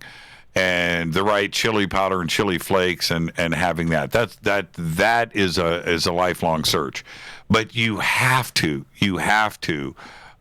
prep things in different pans and then combine them. You can't put it all in one pot. You need to saute and cook and roast your vegetables separately. You need to have your oven fired up. You've got to roast your chilies. You've got to do these things. So you're the one that makes the chili. Yeah. You know what? Okay. Check this out. You answered my question. Yeah, then. check this out. The other night, I was talking some smack to my family about food. And Rita turned to me in front of one of our daughters, Deanna. She goes, "Church, I'm going to give you credit for showing me two things in my life. And one of them was chili." She actually said it. She said it out loud. And I just sat probably back. heard her to say that too. It's probably painful. I'm telling you. And but so when you're prepping, and especially if you're going off of somebody else's recipe, which is fine, I'm just telling you my advice. You've got to roast your own peppers. You've got to saute onions and peppers and things in a separate pan, and cook all of it, and then combine the ingredients after you've prepped everything separately. Don't just dump everything in your chili pot and bring up the heat and start stirring stuff in. It doesn't work that way. And don't use cumin. That's what I've learned is don't use cumin. I'm not a big cumin fan, but it ruins it. But anyway, Jimmy, that was kind of my throwaway question. I wanted to kind of jump on what Heather was saying, but when you did the David Icke thing the other day, it sort of made something crystallize in my brain, and it's like the more I listen to different people that are talking about, these sort of esoteric ideas, it's like I'm more skeptical. Like there's more people, and David Icke was the perfect example because so much of what he said, I would just go, "Oh, come on." And yet, as I listened to him, there's something about that guy that I was so much buying into where he was going. And like the two they weren't compatible. Do you follow what I'm saying? Yep. And I find that when I listen to your show or when I listen to Coast, it's like I'm more emotionally invested in the whole idea, the underlying idea, and yet I'm more skeptical about all the individual people. It's a really strange paradox right now, and I end up just spending a lot of time on my own just saying, you know what, I'm just going to walk with my dogs and try to figure it out myself, and I just want to see what you thought about that. Yeah, I'm still, and I said this to David, and I've said it here, and I really mean this. We need to ride this out first. We got to ride it out. We don't have a choice there. And in a couple of months, maybe 3, maybe 4, step back and analyze, and then start to form our own opinions based on fact. Well, I'm not talking about virus type stuff. I'm talking about the general spiritual type stuff. That's what I'm talking about. Okay. No, I'm enjoying this paradigm shift that is happening on this planet. I'm enjoying that. People are starting to understand values and what morals are and how important this planet is and how short life is. All of this, everybody's kindler and gentler and starting to understand the spiritual aspect of it. Okay?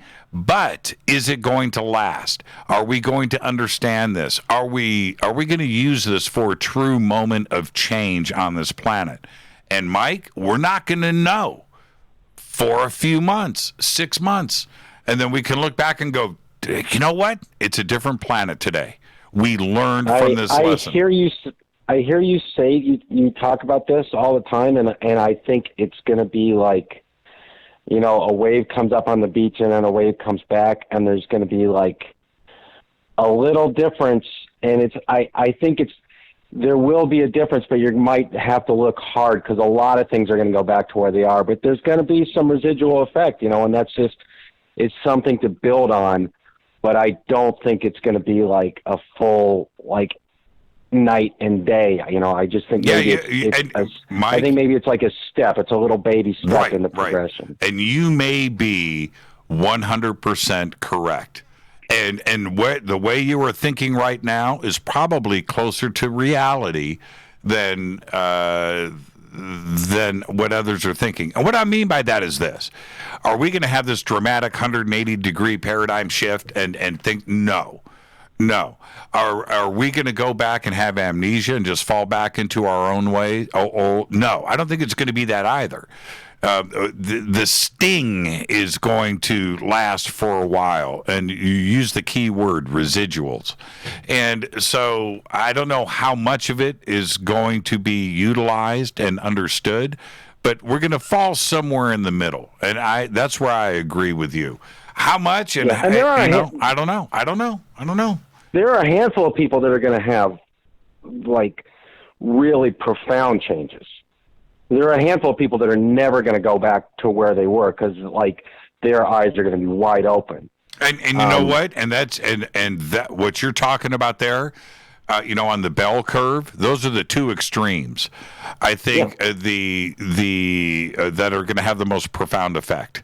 And I'm looking over here. I've got. I'm just going to say this. I'm looking at the clock. I've got 20 calls on hold. Everybody that is there. No, hold on, Mike. No, I'm going to finish the show with you. I'm just apologizing to everybody that's on hold. I'm looking at the clock. I've got 90 seconds. Okay. So is this when you have your typical bell curve, right? You got the big chunk in the middle, the majority, and then on the edges of the bell curve where you have the extreme poor, the extreme wealthy, the extremely educated, and all of those two extremes, right? The wealthy, unspiritual, low moral curve on the other side that has lost a ton of money, that has maybe lost their company and everything else, they're going to have a rude awakening.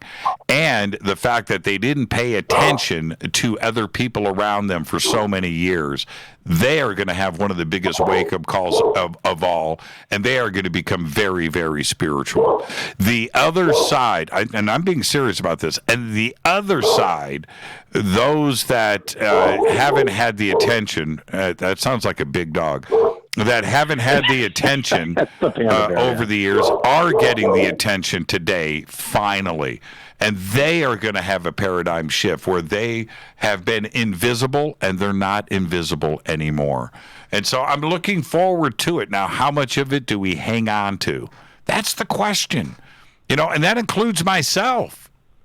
You know, I'm just like everybody else. I have a very bad habit of falling back. Jimmy, that's why I dig you, man. I've been listening to Art Bell lately, you know, with all this free time, and you're like the new Art Bell because you're out there, but you're so much one of us, and that's why your show is great, and that's why I dig you. And you don't screen calls like Art Bell. You guys are the only two. It's that's high praise to be compared to Art Bell, I think. Thank you so much, Mike. Give me a Go Beckley Teppy. Go Beckley Teppy, Jimmy. Thank you, Mike. Behave and be well. You as well. Bye. That's a great phone call, and that is a great way to end the show. And I'm just going to do this really quick, all right, just because I can. Deb from Sacramento, you're my last call. Hi. Hey, the Ryan Reynolds movie is Just Friends. Did you guys figure that out? Just Friends. That's it. Thank you so much for that, Deb. I'm I know you got to read credits. I've got to read credits right now. So give me a Go Beckley Teppy. Next week. Hey, Go Beckley Teppy, Jimmy. Have a great weekend. You too, Deb. Thank you so much. And with that, I am going to get out of here. What a great night. Twitter was on fire. The phone calls were incredible. That's why this is my favorite night of the week. Thank you to everybody. Fade to Black's executive producer is Rita Camarion. Show is produced by Hilton J. Palm, Renee, Dennis, and Kevin. Kevin right now, he's doing his own thing. He's going to be too busy for us. Announcers are Steve Harder, Gene Vitoa, Mark D. Kovar, Webmaster Drew the Geek. Music, Doug Aldrich. Intro, Spaceboy, spaceboymusic.com. Fade to Black is produced by KJCR for the Game Changer Network, and syndication is KGRA, The Planet. This broadcast owned and copyrighted 2020 by Fade to Black and the Game Changer Network, Inc. It cannot be rebroadcast, downloaded, copied, or used anywhere in the known universe without written permission from Fade to Black or the Game Changer Network. I'm your host, Jimmy Church. All right, this is the deal. This Saturday, I'm over at Coast to Coast AM. My guests are Dr. Stephen Greer and Deep Prasad. So I'll see everybody Saturday and then on Monday. But until then, everybody be safe.